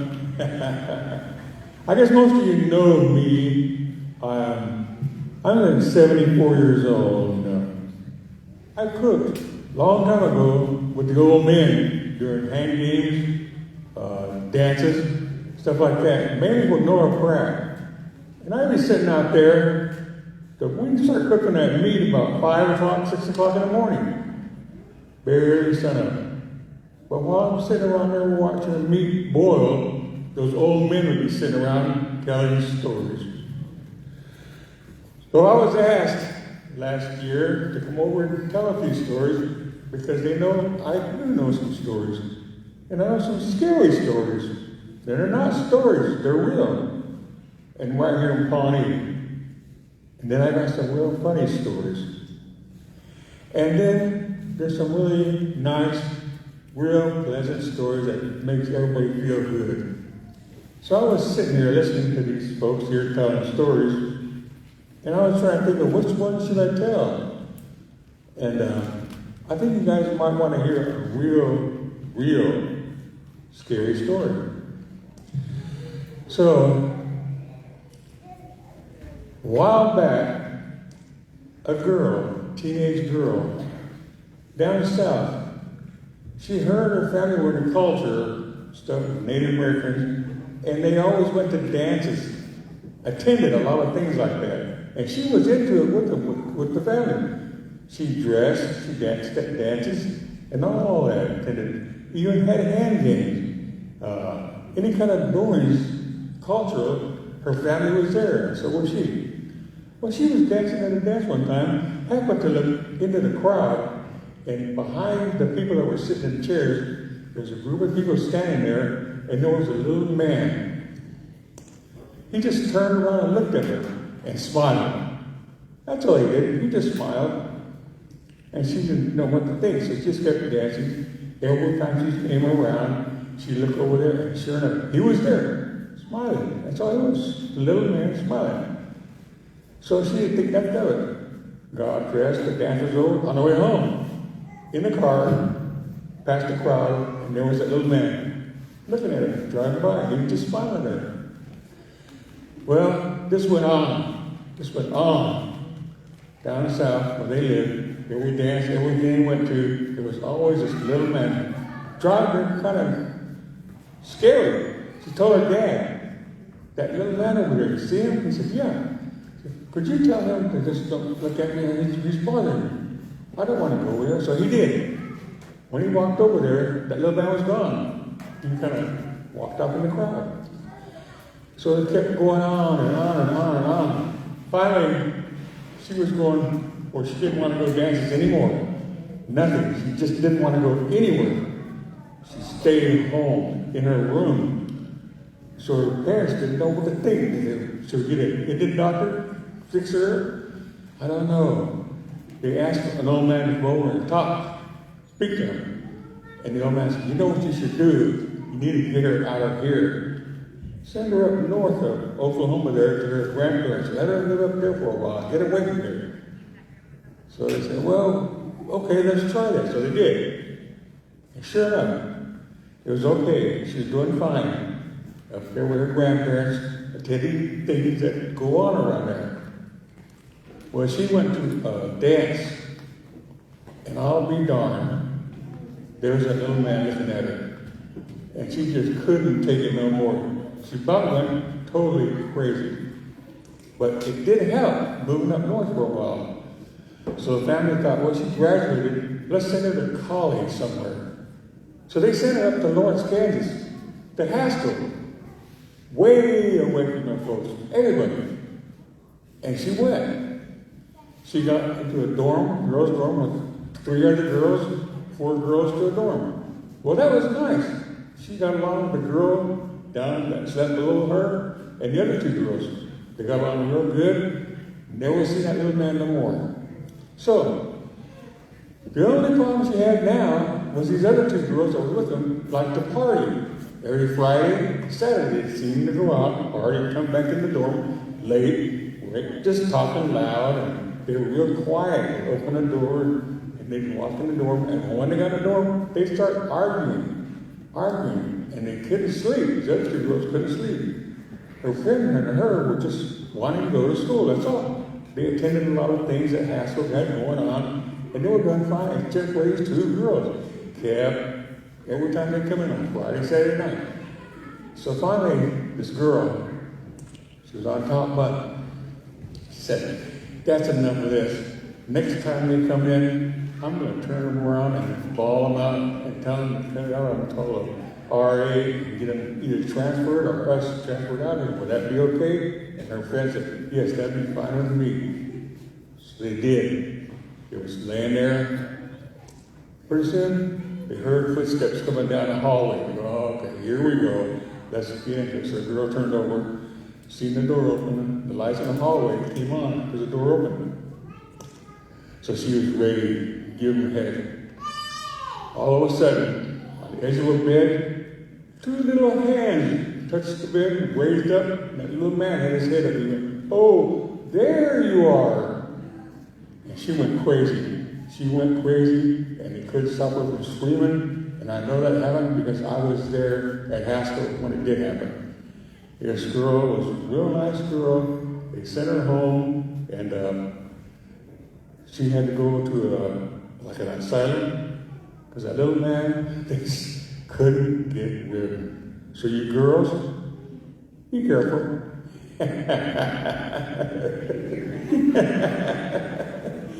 I'm not little, I'm a big guy. I don't know about these 2 guys in front of me though. Especially David Eckerhoff on top. That's all.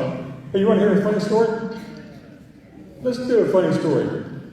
My brothers and their friends, they're Otos, their friends are Otos, they had an uncle in California that lived in Escondido, California down there. This uncle had a kind of a ranch, cattle ranch. Really nice place. But that was back in the days when they didn't have a lot of money, so they were, doing good, had a good little ranch. Well, he invited these guys, my brothers, and these other 3 guys, to come down and spend the weekend messing with cattle and doing all that kind of stuff and their ranch stuff. So they all went down there. And I don't know if some of you remember, old people had a place called a summer house. A summer house behind the house where they used to cook during the summer because it was hot in the house. But they had a little stove outside and they had tables and stuff, but that's where they go to eat during the summer. It's called a summer house. It had cutouts for windows, but didn't have windows. It had a doorway but no door, but it was just a summer house. That's where they had the back of the house. So that's what this uncle thought. Well, you boys go on down, help out, ride horses, have a good time for the weekend, and at night, y'all can stay in the summer house. Great. So they had a little campfire at the end of the day, and the older guys that were on there started telling ghost stories. And even there in California, they had skinwalkers, shapeshifters, and those guys had them too. Well, they said, when sometimes you can hear chickens cackling, you hear other animals, cows, and you just see it's either a coyote or it could be a skinwalker or a shapeshifter. We don't know, but they're always around. So you kids, be careful. There's boys sitting around going, wow, big eyes. Oh my gosh, they got stuff down there like that. Yeah. So they all give up and they went to that summer house. They had one light bulb hanging in the middle of that floor of that building, real bright. So they had sleeping bags. They all laid around, not sleeping. They're still thinking about what they were talking about. Be careful. When you hear footsteps, don't worry about it. It could be a coyote. It could be a dog. Don't go out and look. It could be a skinwalker or a shapeshifter. So the boys were all laying there. And man, there was a kind of a hilly place, and when the sun went down, it got dark, real dark. So they turned off the light in the summer house, and it was dark in there. But you could hear them talking. They were laying around, just kind of laughing around, talking. Finally, they went to sleep. And then late that night, they hear footsteps outside, walking. Oh no. You can think it's one coyote or something. Could be a shape. No. I don't know. You could hear it walking by the doorway. You couldn't see it, it was dark. It was all laying around with big eyes. All of a sudden, they heard it stop by a window. Of course, there was no glass, it was just an open window. So they go, oh, you can hear it breathing. They stared. Somebody get up and turn that light on. So, okay, so one of them got up, reaching around for that string, hanging out the light bulb. He got that string. Okay, I got the string. Okay, when you pull that string, I saw it jump up and try and scare whatever it is away. All right. So they pull that spring down like that, light came on. There's a cow had his head stuck in the window. Moo! Scared the heck out of him. And then can you imagine those guys yelling around? Grown guys. And one of them said, I thought I heard two girls screaming. But it was just those guys. But yeah, the cow, it was always a cow, but it was enough to scare us guys. Anyway, that's my funny story. That's all I got to say to you. Have a good night, ladies. Boy, that was legendary stories right there. Again, let's give them another round of applause for that. Definitely want to pay the utmost respect to the elders that are here tonight. Again, if you'd like to tell a story and you want us to bring the mic, be sure to raise your hand. But it looks like we've got a storyteller right here, Mr. Fields. Come on down. Noah. Well, I'm going to tell you a story from back in the day. It's a true story. Me and my brother Mike, we were just learning how to drive. And we were driving up, we was hunting, fishing all the time there. We went down to the reservoir, and we came down from Sand Springs, and we was driving our 7-piece Chevy Impala there. And we were those big on fishing, so went to the reservoir, and we was trying to find Tim Brown earlier there, a friend of ours there. Everybody knows, good friend, my relative, Tim Brown there. Couldn't find him, so me and my brother Mike headed out to the reservoir fishing. And we got there probably about 3:30, and that's when they was really hitting, those bass were really hitting there. So my brother worked his way on down there to the creek. We've got a watershed on some property out there, outside of town there. And, probably about, he started working his way back towards me. But we were just slaying the fish. I think I hit like 60 of them there, and he hit like 70, but we were just, back then, we were just catch and release type guys there. And it probably started getting, dusk, and I kept seeing something to the, across the side of the reservoir there. It was like a mist, and it shoots to the right real fast there. And I was thinking, now what's going on here there? And I see it about 3 or 4 times.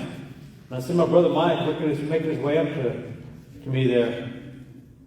So I thought, I'm not going to say anything to him there and see if he sees it there. So he's working his way up there, and then he got towards me there, right beside me there, and then sure enough, it happened right there, like a mist, shot to the right real fast there. And I looked at my brother Mike and said, "Did you see that?" He said, "Yeah." I said, "What'd you see over there?" He's right over there, like a white mist, shot to the right there. I said, "Mine." I said, "I've seen that about 4 or 5 times already there." And boy, the hair, you think about right now, it kind of affects the hair of my neck staying up there. So we kind of fished a little bit more, and I'll be darned, it happened again there. So we said, "Hey, let's go ahead and get out of here." And I always get dust and everything there. So we found looking for our buddy Tim Brown, and said we just had learned how to drive. Just come down from Sand Springs. Told Timmy what had happened there, and he said, "Let's go out there." He said, "Let's take a coin toss." I said, "Timmy," I said, "From what it was, it's like a miss in the same spot." I said, "A gun's not coming out of there." He said, "No, just take a gun out there, just in case there." So we went out there, and by then it was pitch black. When we was pulling out, my cousin Ashley Fish seen us there. "Dang, you guys been there?" This before the days, kind of dating myself, before the days of cell phones there. He said, "Oh man, we've been up to the reservoir." He said, "I've been looking all over you guys there."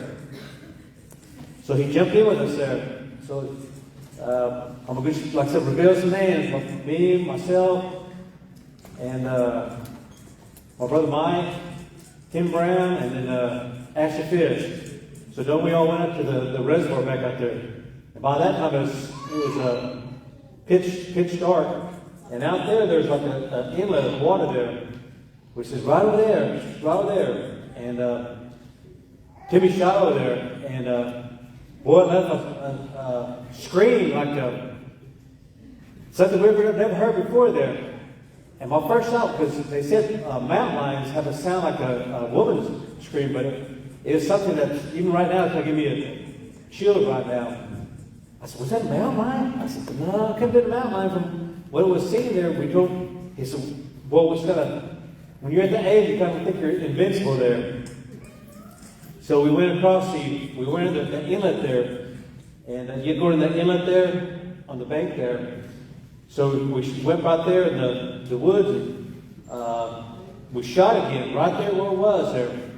And boy, this time it was like it's right there in our ears, and it's like a shrill, like pierced the night there. And what was that there? Said more short stories than that there. But here's what had happened was it started busting through the woods there. It sounded like a bull going through the woods there. And that's what it's wow.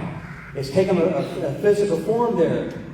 Because we was all kind of freaked out there, because like I said, we looked at what had happened there, and it's like a mist, and at the same time too, it had manifested in the way of a shrill scream there. But then it started, like it circled around us, and boy, we got shook up there. We got shook up real bad there, because it was like it was just carrying through the woods. It had better sound effects than that there. But it's like it sat carrying through the woods there. And we goes, "Oh crap, he's trying to circle around behind us there." And so I took off. Me being the oldest there, now Ashley's not here to defend himself there, so we took off through there, and we was falling over stuff there. And I said, "Just grab my shirt there." And I said, "Grab my shirt there." So we just busted our way through the woods there. So we all grabbed each other's, back of each other's collar there. But before we did that there, we got into that creek there, and Ashley, he had the fear on his face. God rest his soul there, but he goes, "Let's swim the creek." I said, No. I said, "Just grab hold of my shoulder." And I said, "I'll get you guys out of this there." So we all just grabbed each other's collar there, and we were just literally just pushing our way through the woods there. Just wasn't feeling nothing there. We was pushing through those woods there. Got back in jumped in a car, took off, and came to town there. And then we was got back into Timmy's room, and that's when he was living out with his grandma, Betsy Horseshoe there.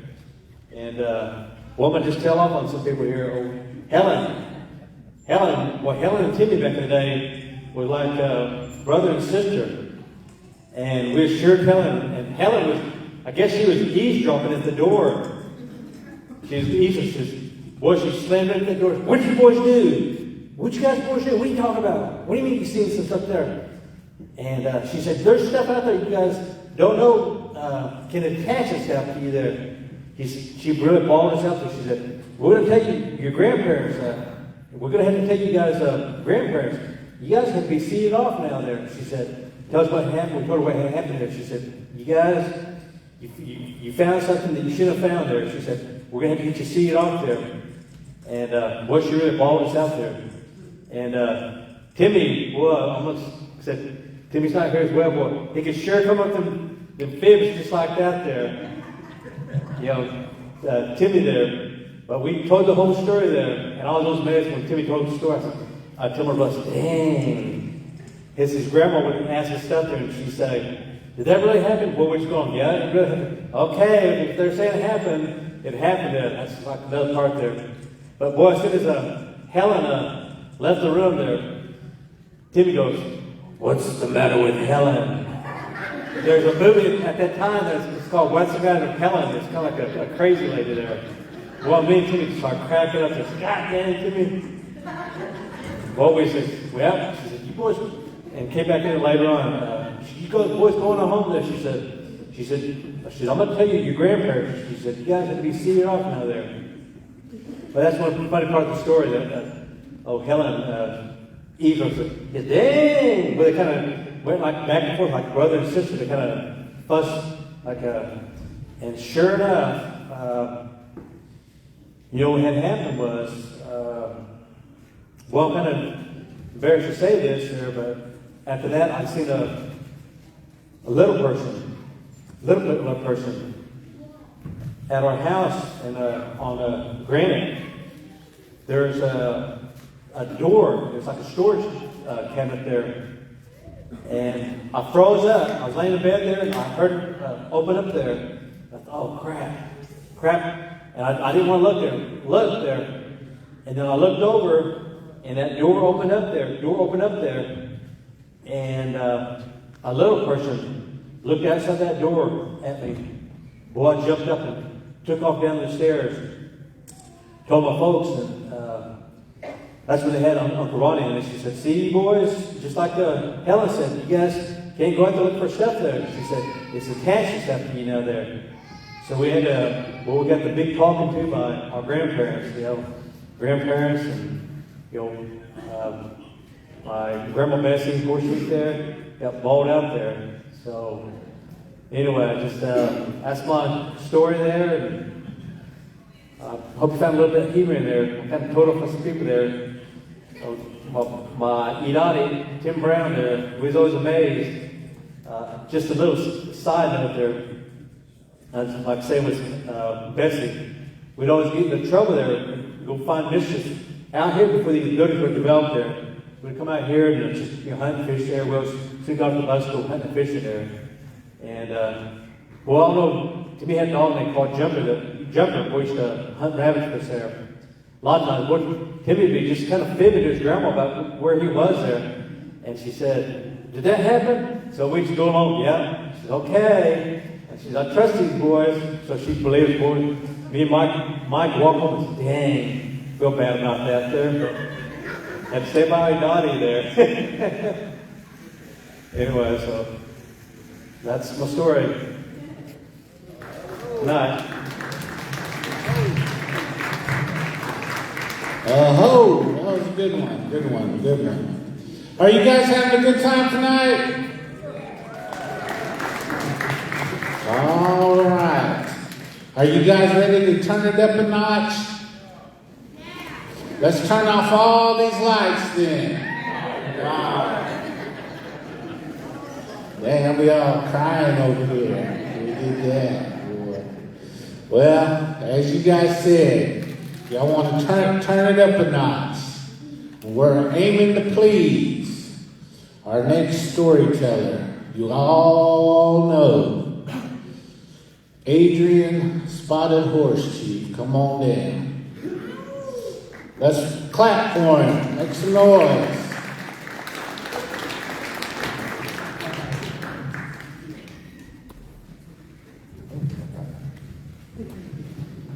Yeah, let's go ahead and turn these lights off. You guys are all just playing around in here, so let's get serious. Y'all awake?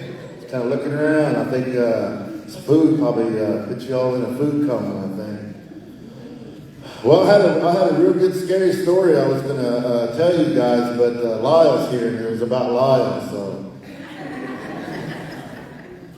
No, so I was thinking of a couple of stories, and I didn't know which one I was going to speak on here tonight. And then when I got here, I started hearing other people talking about other things.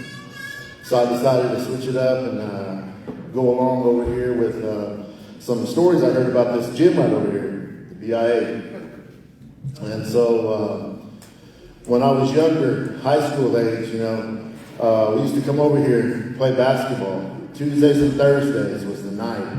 And I don't know how many people here are familiar with the gym over there, but Tuesdays and Thursdays was the battle night. You know, you had different tribes coming around, Otos, Ponkas, Osages, Sac and Foxes, you know, some people from Stillwater.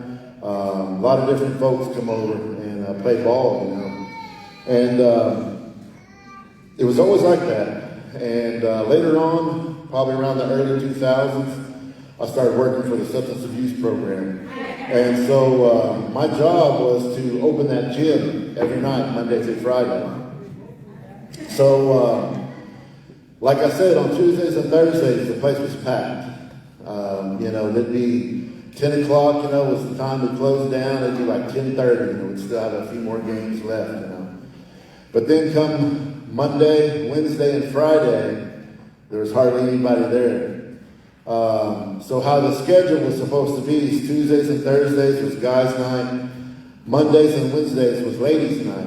And in the beginning, I had a lot of women that would come out and play ball for a little bit. They wouldn't be there all night, but they'd play ball. And then Friday nights is supposed to be like if, I guess if they want me to be a babysitter. Anybody that went to football games, they could, you know, drop their kids off out here, but that never happened. So after a while, on those Mondays and Wednesdays, you know, the women didn't show up anymore. So on Mondays, Wednesdays, and Fridays, I was out here by myself. And so I'm talking like from 6 to 10 in the evening. So if anybody remembers when I opened the gym up back then, you know, I'm not gonna lie, it's kind of gutty a little bit, you know. So I had like radios. I had radios plugged up, and I turned them things up, you know, because I didn't want to hear anything. So when I was working out there, I had different folks. They'd want to come and tell me, you know, try to tell me scary stuff. You know, hey, you know, I remember hearing this story, you know, and I was like, no, I don't want to hear it, you know, because I'm out there by myself, you know, I don't want to hear nothing like that, you know. So I had several people telling me stories. So after a while, on Wednesday nights, there were some guys here, regulars that would come play. They started coming out on Wednesday nights, but we wouldn't have a full squad to play 5-on-5. A lot of times it'd be 3-on-3 or 4-on-4, you know, stuff like that. So one Wednesday night, there was 6 of us. There were 6 of us out here. And so I don't want to mention any names. I don't see any of them here, but they're around here. They were here, and then so one night we was playing, shooting around, and a couple of the guys, they said, hey, we're going to go into town and we're going to see if we can find some more players, see if we can get 4 more players so we can play 5-on-5. So it's like, all right. So I don't know how many people's been in there in the BIA, but there's a stage in there. There's a stage on the east side, you know, and then there's doors that are shut that go into the BIA. So anyways, these 2 guys were on the west side, and they were playing 1-on-1. And me and this other guy, we was just shooting around on the east side there. We just, you know, shooting. So finally, I just set up on the stage. So I was sitting there for a little bit. And then all of a sudden, I heard this sound. And when I heard it, I kind of looked around at everybody else, and I guess nobody heard it. It was just me. So I just thought, I must be hearing things. So then later on, just a little bit, maybe 30, 40 seconds, heard it again. And this time, I know what I heard. And I was just sitting on that stage, and I was thinking, man, I know I just didn't hear that. So once again, no one else heard anything. And probably a few seconds later, it happened again. This time, the guy that was shooting in front of me, he said, hey, did you hear that? And I just said, no, I didn't hear anything. He's like, you didn't hear nothing? And I was like, no. So then I started thinking, dang, maybe I really am hearing this, you know. So then he started shooting again, and then that sound happened again. There it is. There it is. He said, did you hear that? Did you hear that? And I was like, no, I didn't hear nothing. Then he started getting kind of mad, almost kind of scared mad like, and he started cussing around. He said, I know I heard that. And so he went down to those other guys that were playing. He said, hey, did you guys just hear that sound? They were like, I don't know what you're talking about. Them guys were in a kind of heated game, So he come back and he said, no, I know I heard that. I know I heard that. You didn't hear that either? And I was like, no, I didn't hear anything. And then so went on, playing a little bit, and heard it again. He goes, there it is. There it is. He said, I know you heard that. And I said, yeah, I did hear that. And I said, I heard it before you heard it. And I said, I just thought, man, I'm just hearing things. But what we heard, plain as day, there was no mistaking it for anything else. It was a baby crying underneath that stage. It goes downstairs. I think Ronsky was talking about going downstairs. So that's where it was coming from. And then so, it was kind of like, man, I don't know, And if you guys know the gym, there's a door. When you come into from the outside, from the east side, there's a door there. And when you open up that door, there's another door immediately in there, and it goes down below. So he's like, man, I'm going to check that out, So we opened up that door, and there was just filled with boxes of old bingo cards and pool tabs. It was just filled all the way down them steps. So finally, I said, man, I bet it's those guys from in town, man. I bet they're out here trying to scare us. So we went outside real quick, looked up underneath them stairs to see if anybody was down there, making sounds, and no one was there. And then so we was like, man, I don't know what that is. And then we went back in, we looked out the window, and those guys that left, they just pulled into the parking lot. And so, that really freaked me out, and it kind of freaked all of us out. So we was talking about it, and so them guys didn't stay there all night till 10 o'clock. And so I told them, I said, man, when you guys are leaving, I'm leaving too, And so we did. So that next day I went into work, and I told my boss, I said, listen, if you want to fire me, you can. You want to cut back my hours, you can do that. I said, but when everybody else leaves, I'm leaving. And I said, man, that's crazy. And I was telling him what I heard, He was like, it's all right, we'll figure it out. So, maybe a lot of you people know, maybe some of you don't, I grew up with a lot of old folks. So I went around and I was asking a lot of questions, a lot of things like this, the spooky stuff, So some of them old folks, they didn't want to talk about them things. They said, we need to be talking about that. So the folks that I grew up with, they were like real traditional kind of people. They believed in these superstitious things that our Pawnee people had. And so I wanted to learn about some of this stuff, And one of my grandmas, she said, right now, she said, you don't know any better. So what you don't know can't hurt you. She said, but if we tell you, now you're going to know better, and you're going to have to follow that. And I said, me, I was wanting to know about everything there was about Pawnee, and I said, tell me. I want to know. So some of these things that we're talking about is this supernatural, the spiritual things that's going on around, Right now, we're all sitting inside here, and there's all kinds of lights, right? So they used to say that there's spirits around here, but there's good spirits because there's light. But once you get outside in that dark, there's good and bad alike. So there's good spirits out there, and there's bad spirits. They used to say, don't be playing around outside Don't be getting loud outside. Don't be making all kinds of noise and stuff, because when you do that, you start calling these spirits in. So I know some folks here don't go to our ceremonies and things like that, and in these ceremonies, there's things that we do, and it's all kind of geared towards all of this, what you guys are all talking about. So you guys got to understand, at one time, there was a lot of children that were taken from their homes.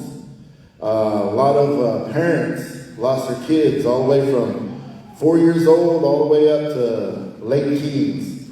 They were taken from the homes and they were placed here in these schools. So you got to think about yourself. How would you feel taken away from your parents and not knowing if you're going to see them? And for a lot of our folks in the beginning times, when they first got here and the school was built, some of these kids never saw their parents again except maybe 4 or 5 days out of the year.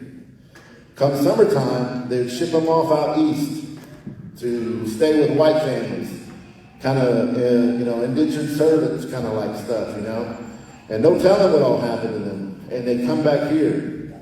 There's a lot of sadness, there's a lot of anger, there's a lot of hurt that's in these buildings, that's in these walls.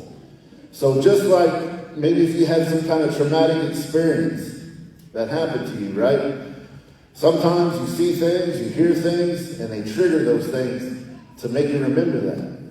So for our ancestors, our great-grandparents, great-great-grandparents, and went to school here, they sit here and cried.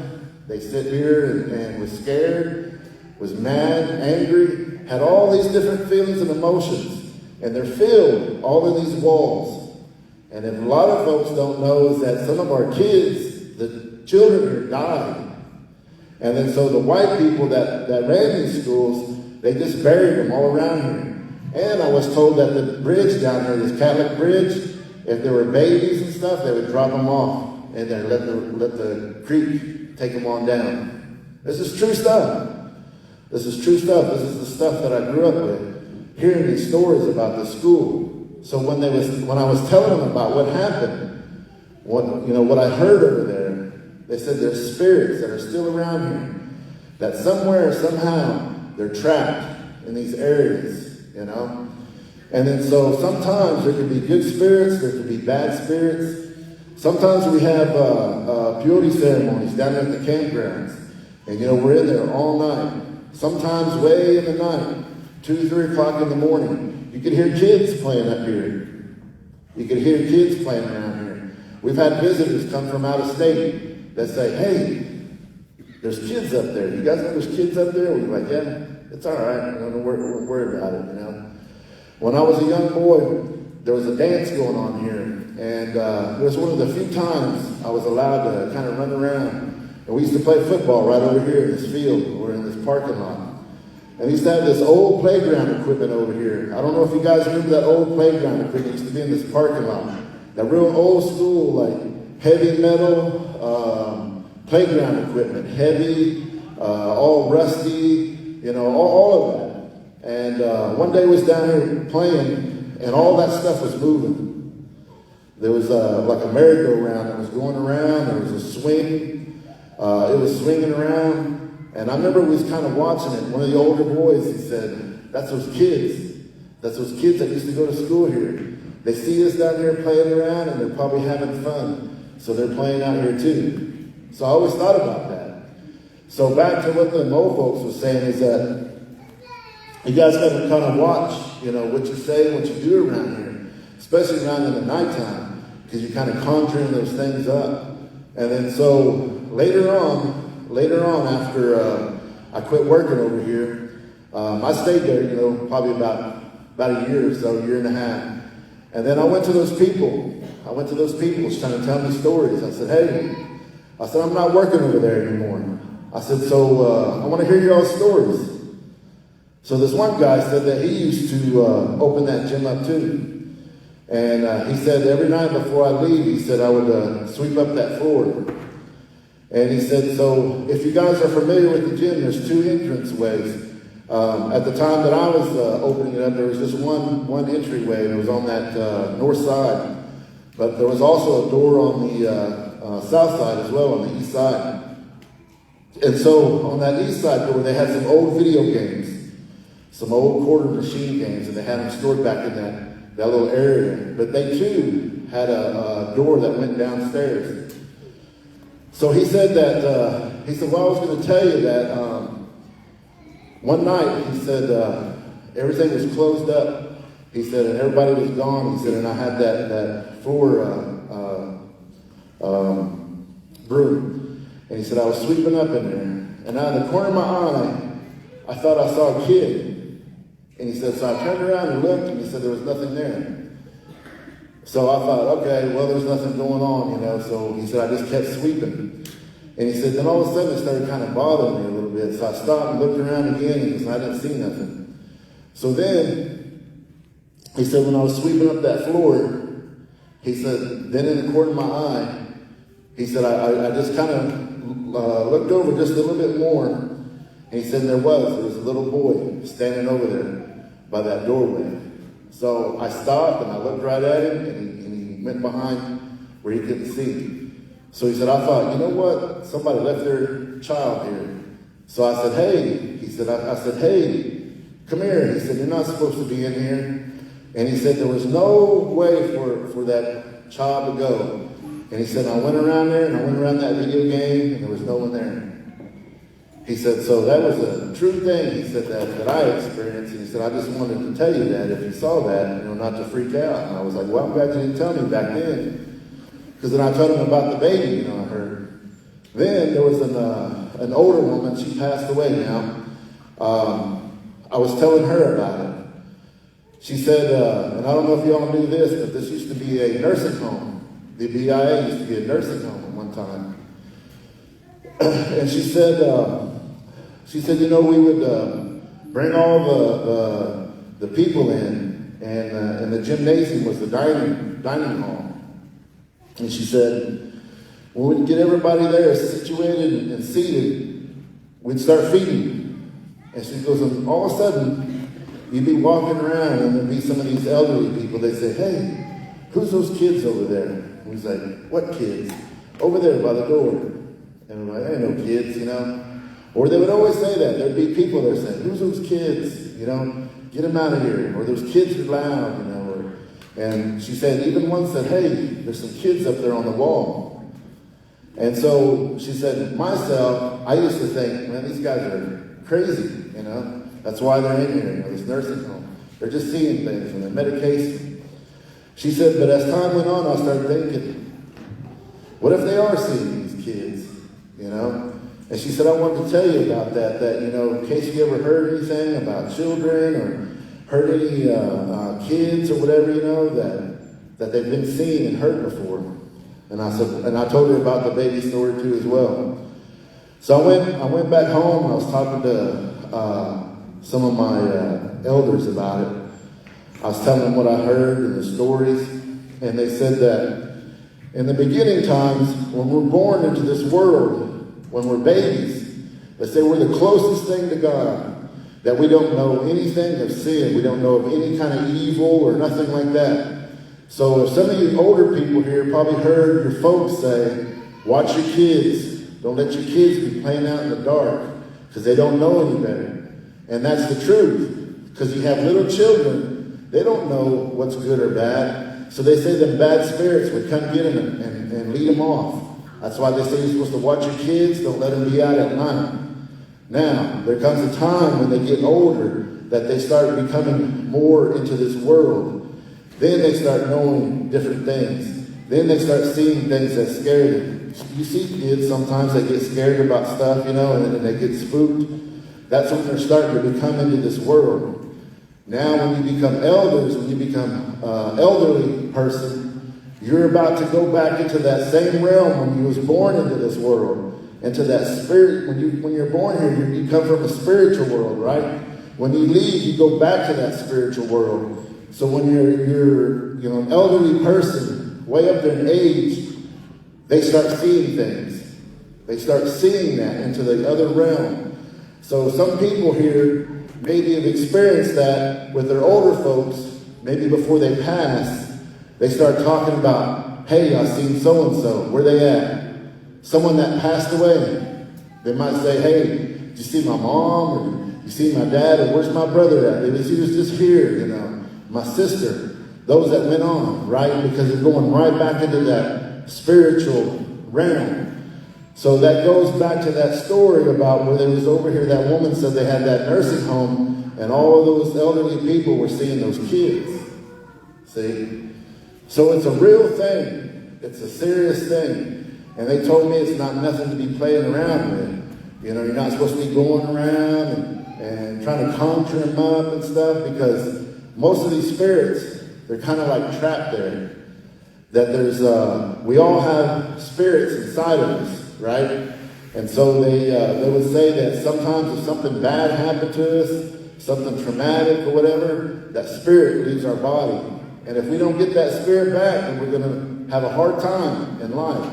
There's a phrase that they used to use. They said that when the kids would go out and play all day, and they'd call them back into the house, they'd call all those kids back, and then they would say this phrase, and it was basically saying, and your spirits too. So they'd call them by their Indian names. Not everybody has Indian names anymore. Everybody has, common white names. But when everybody had Indian names, they would call them by their names. And then they would say that phrase, and it meant, and your spirits too. Because they said that when they're out there, they don't know, the parents don't know what their kids went through. Maybe they was out in the creek and a bobcat scared them or something, or they seen something that really spooked them or whatever. And if you don't call it, you don't say that, then that spirit's going to be wandering around out there. See? And so that's what they say that happened in these buildings. So you have to ask yourself sometimes, all the things that happen in these buildings where you work at, where work takes place, wonder how sometimes people don't get along, or there's always drama or whatever. It's because these buildings are filled with all of that sadness, that hurt, that pain. And some of these walls, they always used to hear that story, they always that phrase, they say, if these walls could talk, right? So I know you guys have probably heard all kinds of stories about these buildings, seeing kids around here. I heard all kinds of stories. There used to be some houses back over here that say there'd be little girls over there in a house that burned down over there. But there were stories over there, some right over here, all around here. There's stories about people hearing these little kids. So my story was about that gym, real something that really happened, and I got witnesses that heard it too. Another time was I had to clock out. I used to have to, when I'd leave the gym, I had to go over here to building 64 to clock out. And man, that was scary too, So, I just tried to not pay it no mind. I would go up there and then I would just, walk up there. I'd go in the Circle D drive and I'd just go walk in there and I'd clock out, right? Well, after that baiting incident, I didn't even care. I had an SUV. I drove right up there in that field, right there by that door, right in front of 64. All I had to do was get out and walk up the little steps right there and then go in there and clock out. So one night, I went in there and I went to clock out and I was a little early. And I thought, man, I need to wait so I can get my full time, right? So they have the receptionist desk, they have a phone. And if you all people been out there, it might change now, but sometimes people work late at night. And then you would see them, lights on or whatever, And one night I went up there, nobody else was there but me. And then, so I'm just sitting there waiting. They had some newspapers there. I was just kind of reading them, keep my mind, from not getting spooked out or whatever. And then that phone started ringing. And so I didn't think nothing of it. I thought, well, somebody's working, or somebody was working late and left, and maybe somebody was calling to see if they were still there. So I'm just sitting there reading that newspaper, and all of a sudden it picked up. It has that switch on there. So it has the red lights, right? And then when it picked up, it turns green. So it had numbers for the offices down the hallway. So the old folks used to say, if you think you hear something or you think you see something, don't be looking. You might see something you don't want to see. So what did I do? I looked down the hall. I was like, somebody picked up, somebody here? I went down the hall and it was dark. No lights underneath or nothing. But one room, I think it's that room where Lyle's office is at. Yeah. That's where that light picked up. And I thought, oh man. So anyway, I didn't even get my time. I just went and clocked out, and then I hopped in my truck and I left. So these are some of the stories that I heard. I've got a whole bunch more that I heard, like other folks that told me growing up. Got some little people stories, dear people stories. Got one about Catman, but I was told not to tell. It's too scary. But yeah, so I'm glad to be here, share my little story. So hopefully you guys like it. That's all.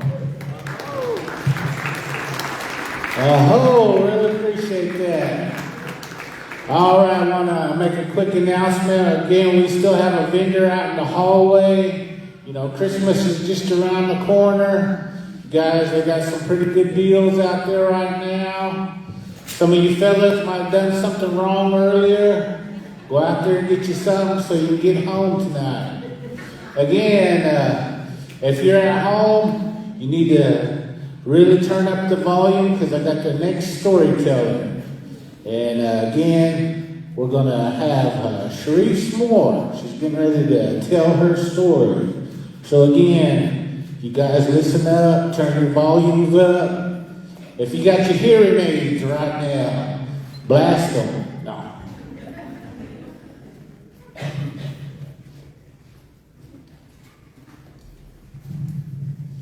Okay, this is a fishing story also.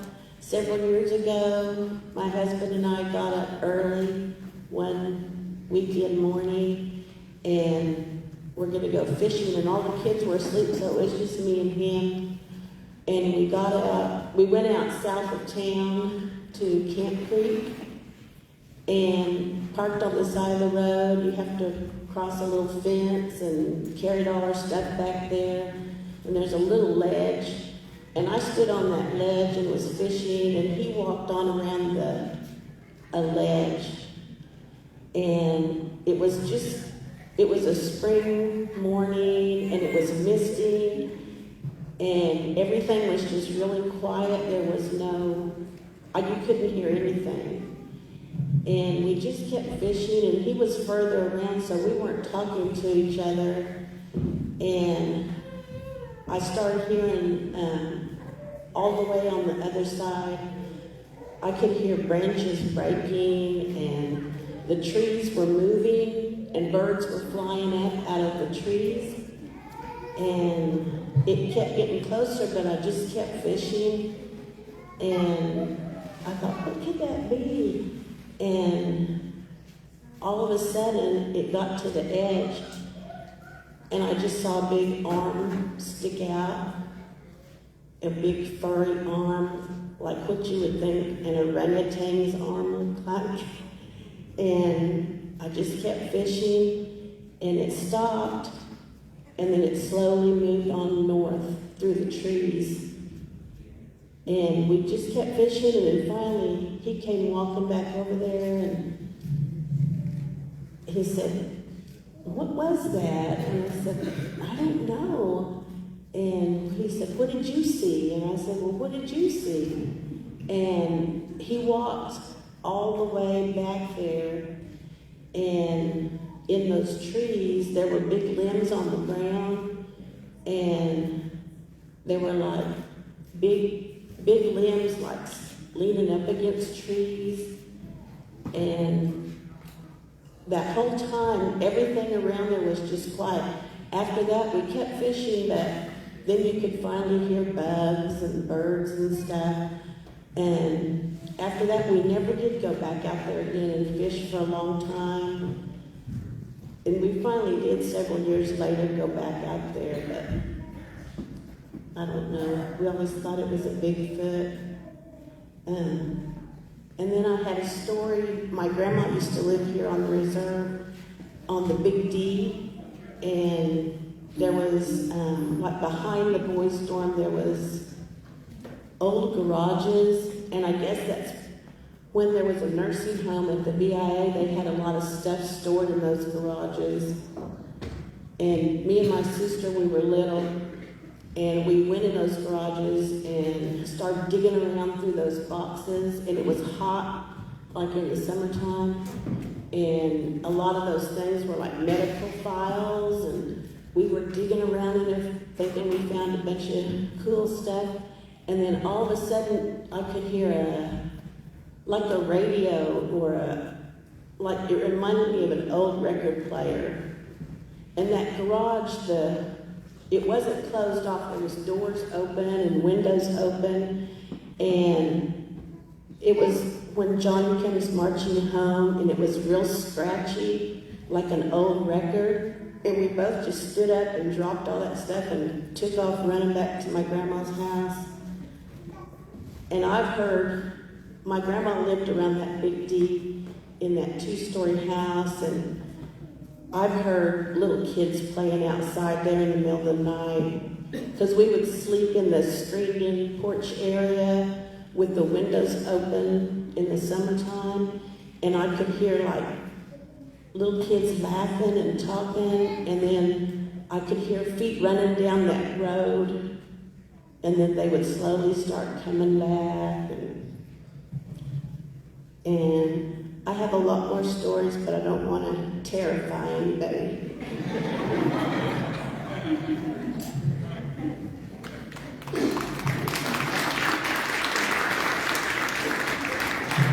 Oh, all right, we got a short story I was told.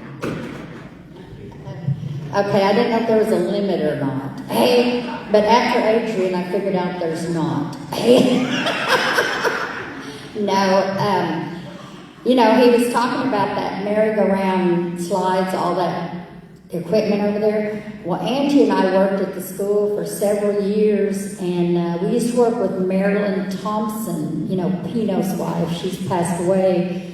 But she was telling us about, you know, if you go up by Eagle Chief and you go up past the veterinary, you come up top of the hill, turn left, and you kind of go around up that hill, you'll see an unfinished house right there on that corner. Well, Pino was building that house for Marilyn and his family, and Marilyn said they walked away from it because there were evil spirits, bad, tried to actually hurt them.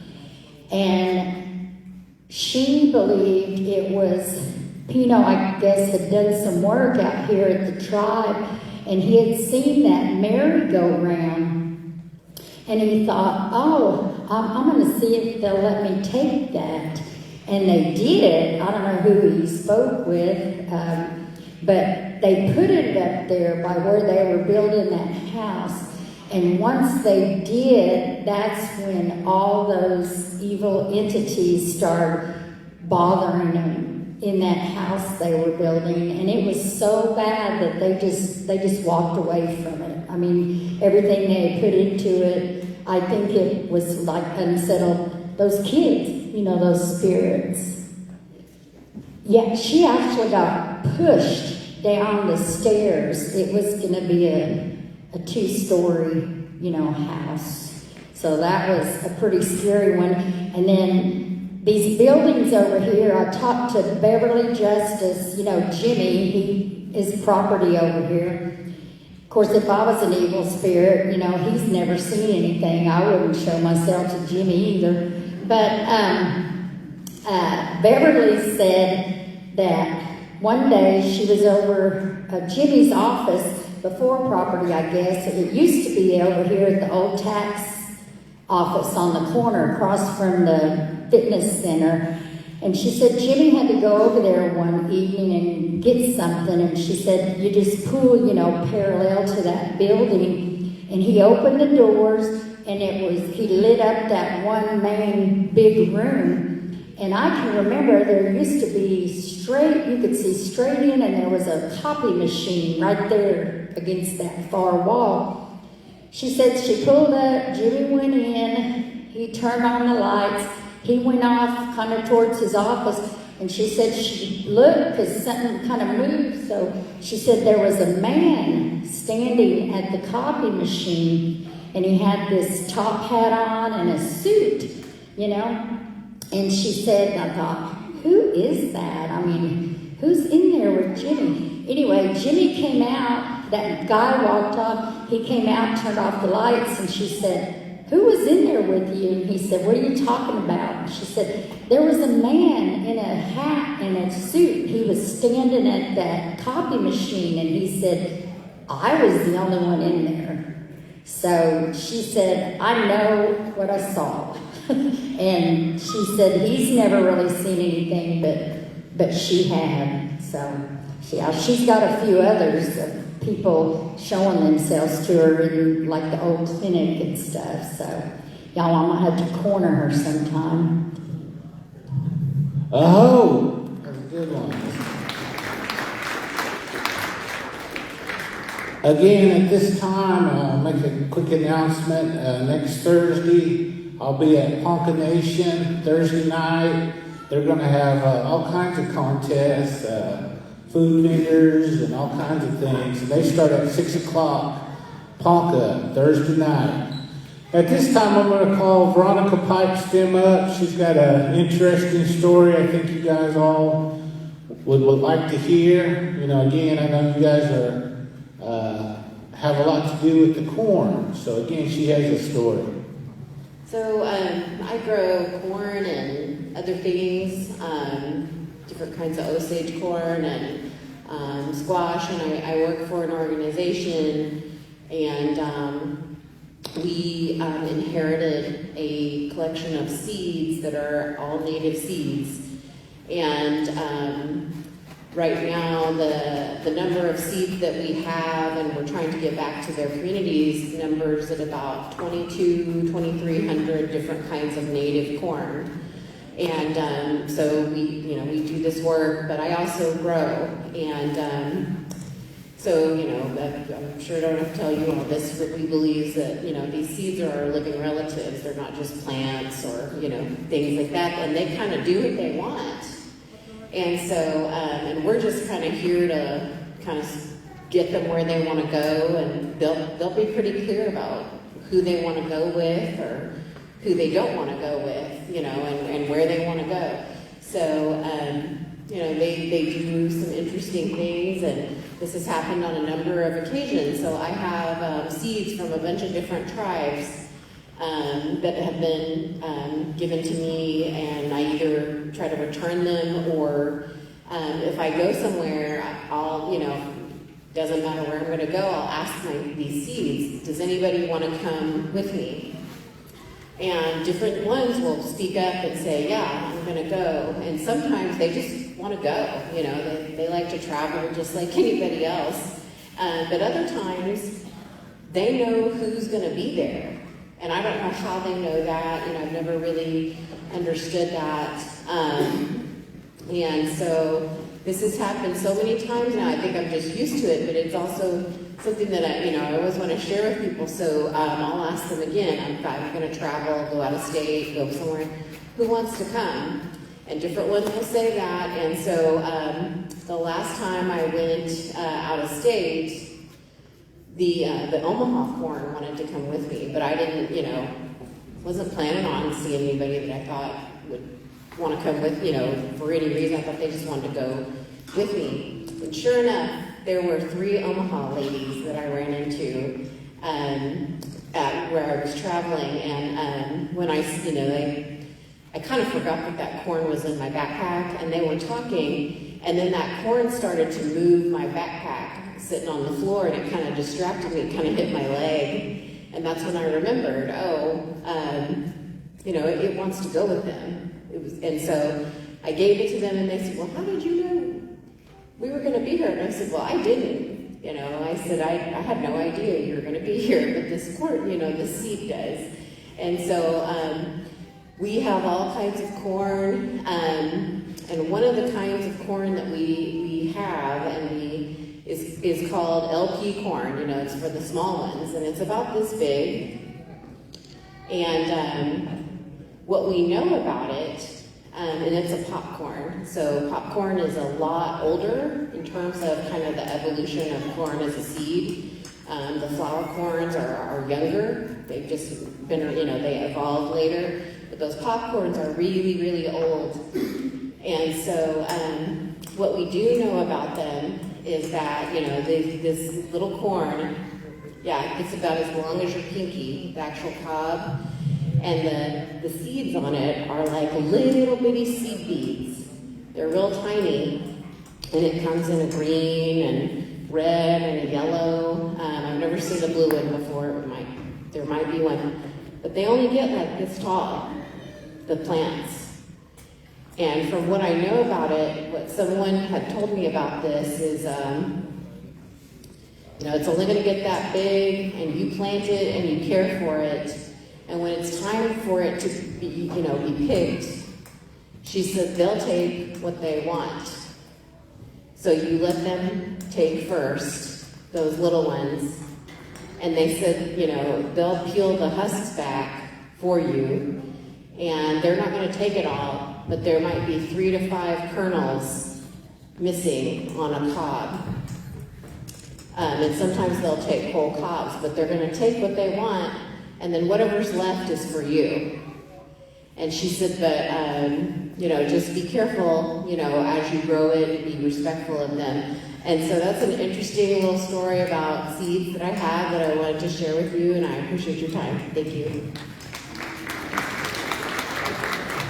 Aho! Now again, you guys on Facebook and Instagram and TikTok, you guys get ready. I'm getting ready to call one of the Ponca elders. I think he's Ponca and Oto. Mr. Bennett Arcapita. Come on down. You guys better listen up. We've come a long ways to tell this story.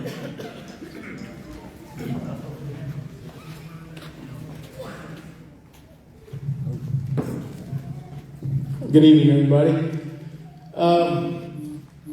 Want to share a couple of stories with you all this evening. Known Chris here for a little while. Worked with him for a while. Got into some of the things that he's been doing, his investigations and what have you. But the story I want to share with you happened probably 15 years ago. And it happened at one of our duplexes at the tribal housing complex in Whiteyville. The duplexes are two separate apartments. So what they did was they took out the center wall between the two kitchens and made one big 4-bedroom complex. And where the apartments sit are on previous lands where way back in the 30s and 40s there were wooden houses there. But throughout the years, they decayed, rotted, burned down or whatever, but they were cleared away and built a complex there probably in the mid-70s. And the housing staff go in periodically, like all houses, and they do some renovations and painting and stuff and remove the tile. And at this point, I had a couple older brothers who were on the maintenance staff with the housing. And they were doing some repairs on this place. And what they would do was come in the morning, and they would plug in the radio so they'd have music all day, and they'd start doing their work. Well, comes specific time of the afternoon, it's time to wind down, collect the equipment, and wrap it up for the day. And so one of those particular days, the guy unplugged the radio and it got quiet. There was 4 of them working there. And when he did that, they could hear kids playing in the other duplex just down the new hallway. And my brother says to one of them, go down there and tell those kids we're closing up and they need to get out. So he walks down there and he comes back and he said, there's nobody in there. And while they're still talking, they can hear the kids still down the hallway. And he said, no, you can hear them going there. Maybe they're hiding from you. So he goes back in there and checks the closets and says, there's nobody there. The front door's already locked, so they can't be coming in and out. So while he's coming back down there to the south part of the complex, they're still kind of discussing this or that, and one of them says, hey, wait, listen, can you hear that? So they got real quiet, kind of like now. They got really quiet, and they heard two distinct little children talking, a boy and a girl. So they're all staring north down that little hallway. And the little boy says, they're looking right at us. And the little girl says, yeah, but they can't see us.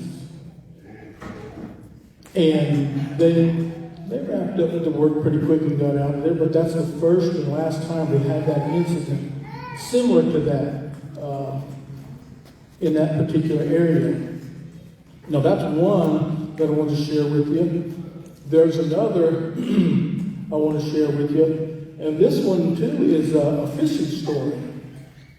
Back in the 90s, I drove back and forth between Pompey and Stillwater, where I worked at Oklahoma State, and during the spring and summers, I would sometimes throw my fishing equipment in the car, and on the way home, I would stop and I would go fishing along Red Rock Creek.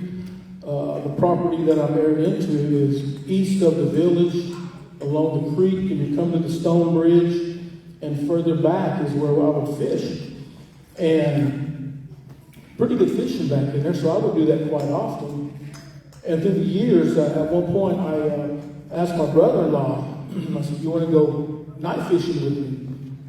There's a real good place down I know, and we can fish as long as we want. And he agreed, so it was a Friday night.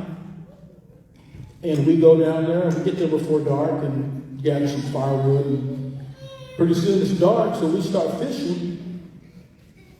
He's a little further away from me, about from here to the door. Further east, built him a little fire. I've got my little fire going closer to the bridge where we're parked. And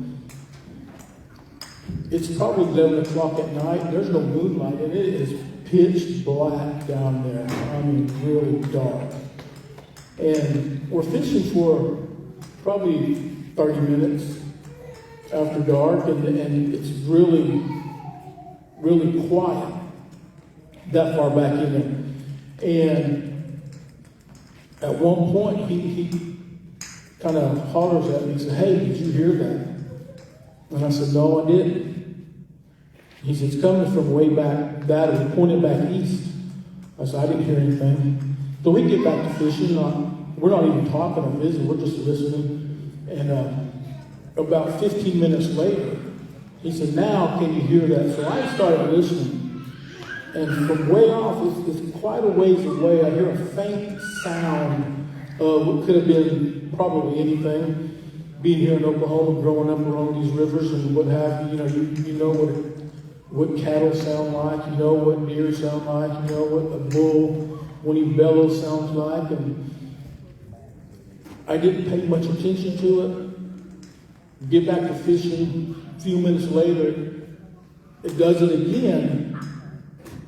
And he looks at me and I said, yeah, I heard it that time.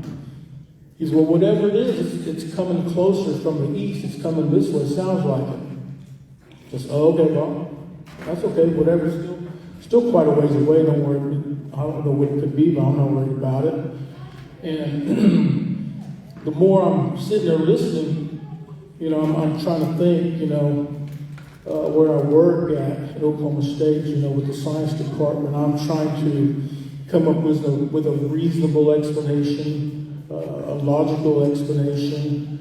And while I'm thinking, here comes the same sound again, but this time it's louder and a lot closer, and you can start hearing more distinct sound coming from it, of more of a deep guttural roar or holler or whatever, and it's getting closer and closer. Now, the way the creek lays, when it goes back east about 100 yards, it kind of curves back to the north, so you can't see around the corner. And as it's getting more, catching our attention more and more, it does it again. This time it is really loud. And my brother-in-law says, hey, it sounds like it's right around that corner over there. And then all of a sudden you hear a loud splash in the creek. And he says, whatever it is, it's in the water and it's coming this way. So at that point it was, okay, forget about logic, forget about explanation. And I just grabbed my fishing poles and started running for the truck. And the reason I grabbed my fishing poles, they're brand new. I wasn't going to leave them. I didn't reel them in or nothing. It was still attached to the hook and sinker when I was running toward the truck. He did the same thing. Threw them in the back of the truck and we left.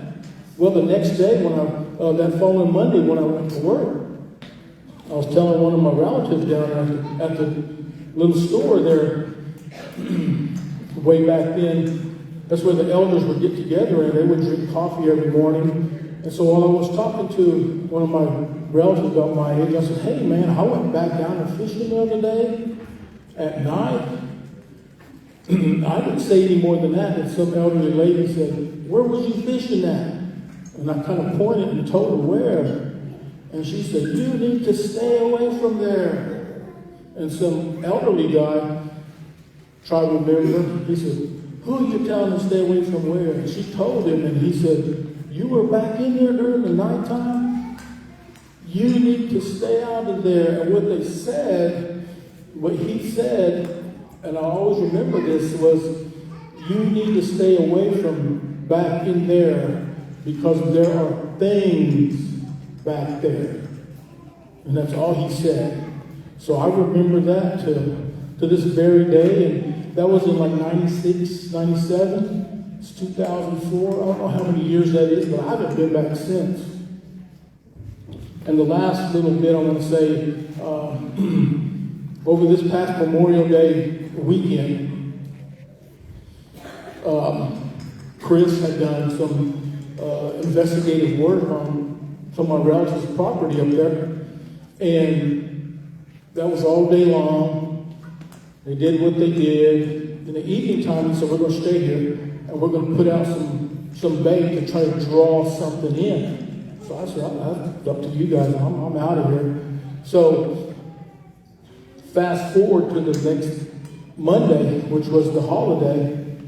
My older sister, my niece, and my granddaughter were at the cemetery putting flowers on the graves and this and that. It was getting late in the day. It was going to get dark pretty quick. So we still have some graves up at my location there where Chris and them did their investigation. So she said they went up there. They were putting the flowers down. It was dark.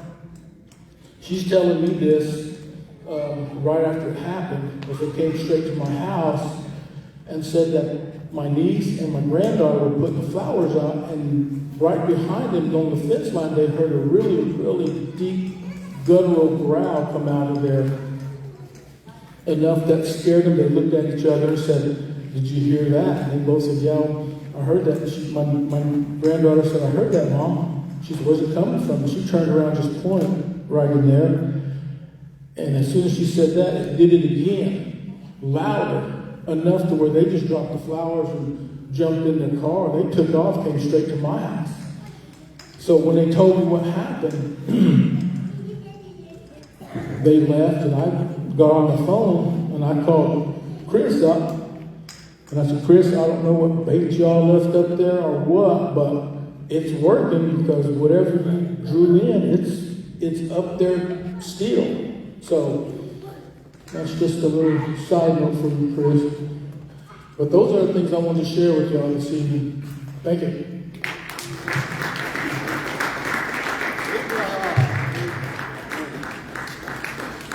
Again, I want to give all our storytellers a round of applause tonight. Let's give them a round of applause.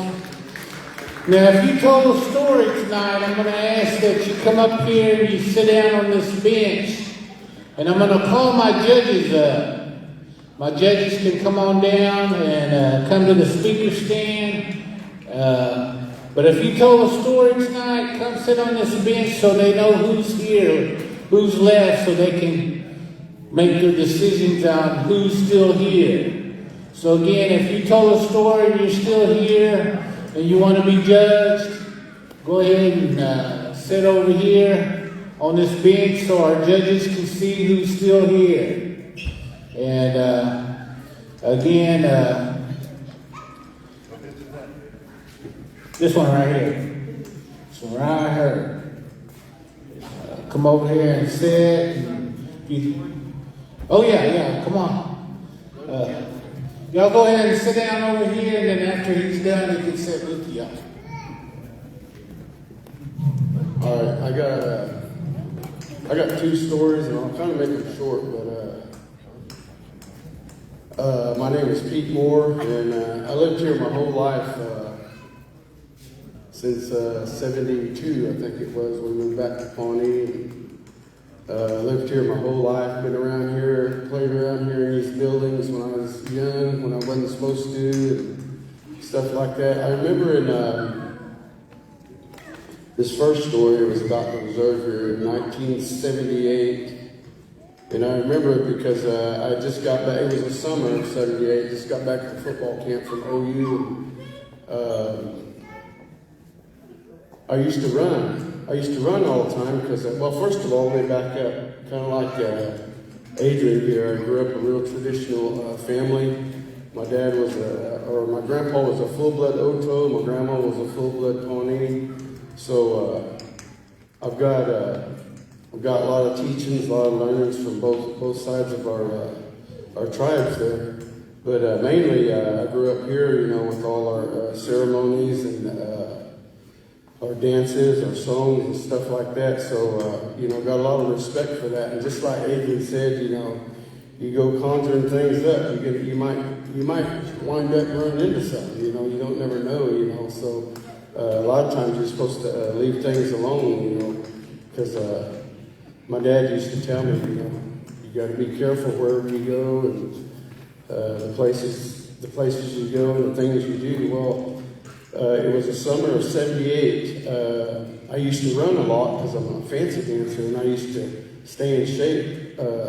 So we lived in Yellow Horse. I know you all know where Yellow Horse is. It's I'm not sure how far away from here it is, but I'd run down Yellow Horse to the east side, down that road, down by Mulder's house, by the wellness center out there, the gym. And then I'd run out here, and I'd run out to Catholic Bridge, is that Catholic Bridge right out there? And out to Highway 64, that was my route, and then I'd come back. But everybody that lives in Oklahoma, they know it's really hot, so I'd go in the evening time. And by the time I got to 64, the sun was going down, and it'd be dark on my way back running. And I wouldn't jog, I was young then, I wouldn't jog, I'd be running. And so this one evening I was coming back, it was getting dark, I was getting closer and closer to the Catholic Bridge. I just got under the bridge and I heard something running on my right side, and back then it was all trees and wooded area all the way down this road here. And I heard something running, and I looked, and when I looked, I seen something real big. It was bigger than I was. Of course, I'm not a big man anyway, I'm a short guy, but it was probably 8, maybe 10 foot tall. I could see the shadow just barely. And I thought, golly, I wonder what that is. I'm thinking to myself. And the way I was taught and brought up, you're not supposed to be scared. And I wasn't. I mean, I got startled for a little bit there, but I wasn't scared because I thought, well, whatever it is, if it's going to get me, it's going to get me. So I kept on running, and I was coming down this road right here. And there was a bunch of tree area, and I could hear the footsteps running with me, and I start running faster, and I got down right here by the police station, and I turned this way, and it was still following me. There was no lights down here back then in the 70s. There was one light over there by Mulder's house, one street light. Man, I couldn't wait to get over there, because I was starting, because it kept following me.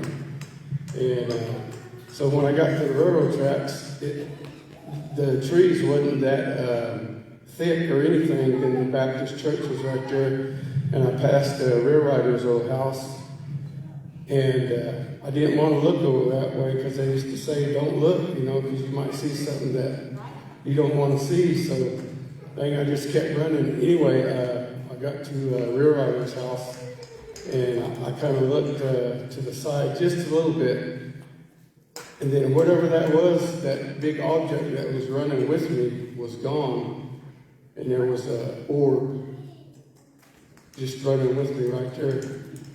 And then I thought, dang, I don't know what this is. And so I kept running as fast as I could. And I seen that light. I got around that corner and I seen that light, and I was running as fast as I could. And then when I got to that corner, right back there over to the, in between the Roan Chief and the Wellness Center, that orb, it stayed over there. It didn't come no further. And I ran on down Beck Drive and hit that little side road and made it back to the village. But that was kind of scary to me. I don't know what it was. I never did really look, but that one time I seen that object, but I kept running, and I wasn't gonna stop for it or anything. But that's what happened to me years ago. And then I got this other story real quick. I used to work at the municipal hospital in town here. I was a phlebotomist, and they made me a little office in the downstairs. And, my mom worked up there years ago. She was asking me, where's your office at? I said, oh, I got a clean little office downstairs, in the basement. And I said, they got me a computer, and whenever they need me to go draw blood, then they'll call my phone, Well, where are you at? I said, well, you go downstairs, you go to the right, you go past that elevator, and right there in that room. She said, oh, get out of that room. And I said, why? She said, that's the old morgue. I said, it is? And she said, yeah. She said, does anything bother you? I said, no. And, going back to the way I was raised, my father, my grandfather, my grandmother, they used to tell us, don't be scared, don't be scared.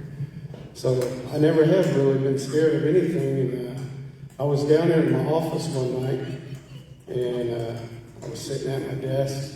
I heard that scream on, and I kind of fell asleep. And I thought, dang, I better go upstairs and get me some coffee. So I had to go way upstairs. So I went out of my office, past the elevator, had to turn left, and then there was a doorway right there. Right after I turned left, and there was a man standing there. He was a Gothic man, but he was transparent. I could see right through him.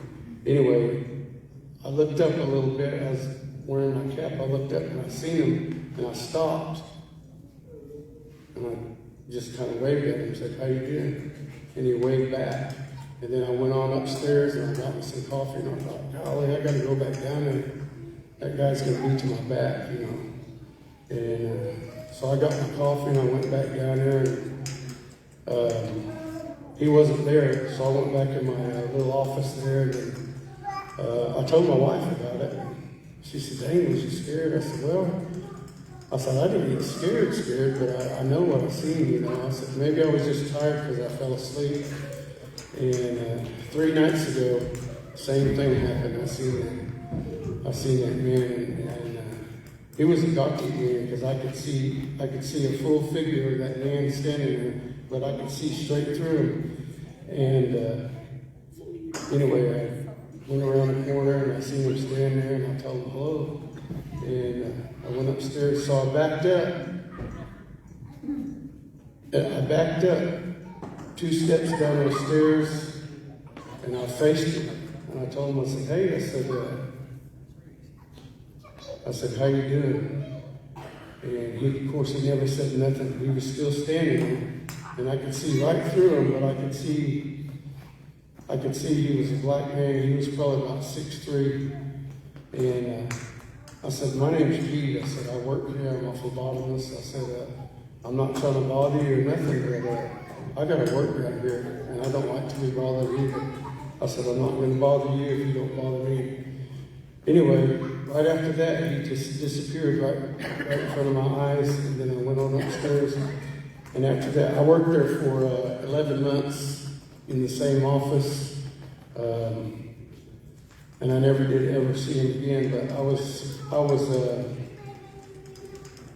my mom told me that was an old morgue. There was two 4x8 2x4s screwed up to those walls, and so one night I took my drill and I unscrewed it, and it was those chutes where they kept dead bodies. And so I screwed it back up there. And, just said a prayer to myself, because I didn't want to be bothering nobody or anything, but that's what happened to me right up here at this hospital.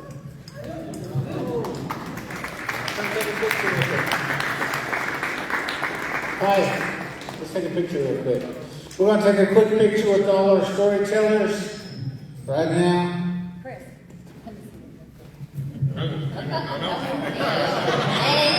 Okay, on Facebook.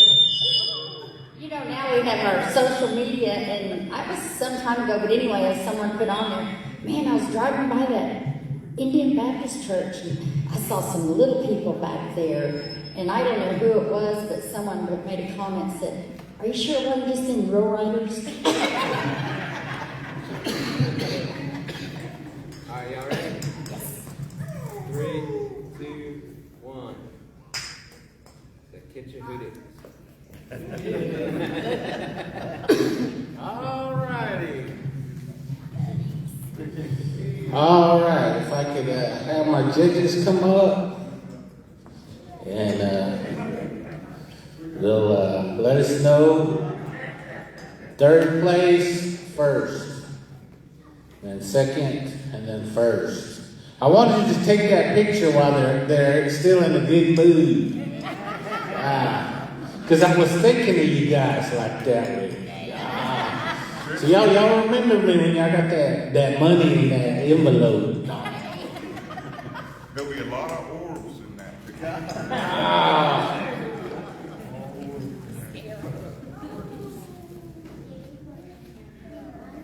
While those guys are compensating, I have it's not really a story, but I'll just say an experience. Again, me and David, we used to work down at Road Chief.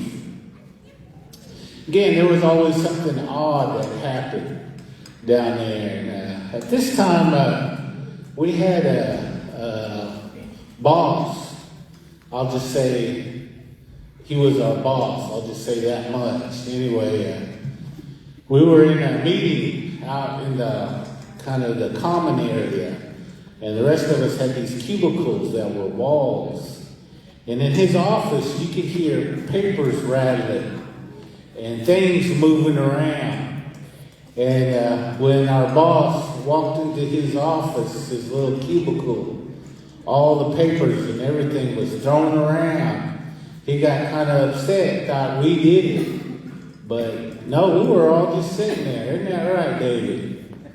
Yep. So, there are just some strange things that happen around here on the Pawnee Reserve. Again, I know there's other stories. I know David was telling me sometimes you would hear children playing at that back door, and there was, cubicles back there too. So again, I know this reserve has a lot of stories about all these buildings up here. So again, I know this is one of the places I just love to come, not only for the spirits, but also for the people and the kindness that you guys share. Wherever I go, I see these smiling faces, and I know they're Pawnee people.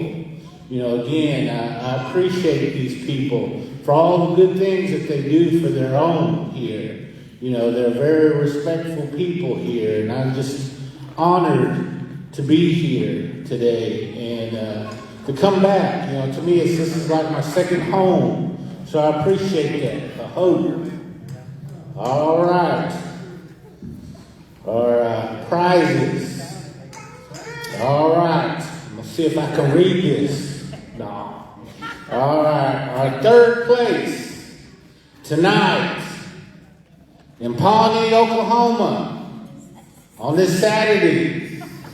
I'm getting ready to call this number. like that. Third place, Angie Eckelhawk. Come on down.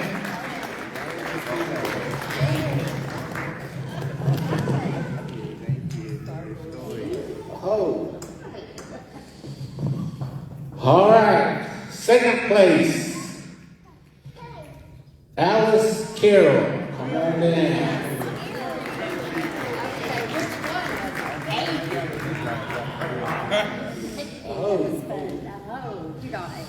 All right, here in Pawnee, Oklahoma, getting ready to call first place. Again, this one, he's well known here in the community. He's a godly man. He's a family man. He holds himself in great respect around his people. People respect him in that way. He shared these stories with you guys tonight. So again, tonight in Pawnee, Oklahoma, Pete Moore, first place. Boy. Fancy dance champion. Oh. All right, we can get a picture with all the places over here, first, second, and third.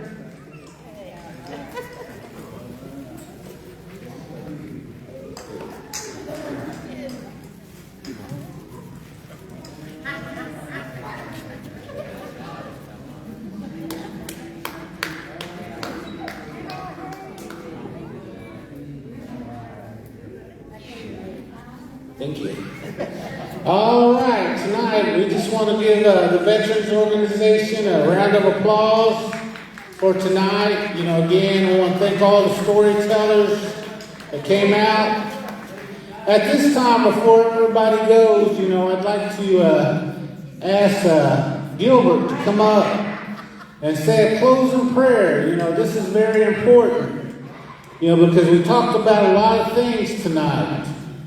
And we need to go to the Creator at this time, to bless us and send His protection. So if Gilbert don't mind coming up.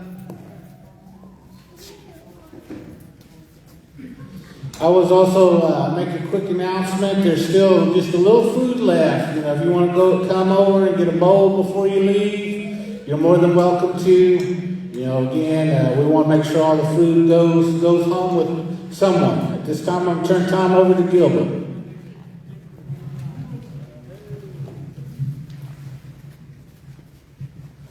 No, det är år, det är skrivet och är det det av i det vid i rummet. Data så kul det hela ska vara. Att det är skrivet år, det är skrivet och data checks det är så verkligt att det kan vara det. Att det är skrivet år, det är skrivet och kisko haka checks ska vara. Bless us all with traveling mercies as we make our way back to our home places. Some of our folks come a long ways to be here. I ask that you just bless them as they make their way home. At the is the walk, at the is the skit dog, Kisuta, the chicks got walkies, Radi Bakus, Body, our Pawnee Indian veterans here. Bless them for the efforts that they put forth here to bring our people together to fellowship and just be together and enjoy each other's company. At the is the walk, at the is the skit dog, here we give you all the praise and all the glory for all this we ask in the name of your Son, our Lord and Savior, Jesus Christ, holy name. At the is the walk, at the is the skit dog. The dog chicks, the dog, the chicks, eating we do all eat that bucket, all eating, amen. Oh.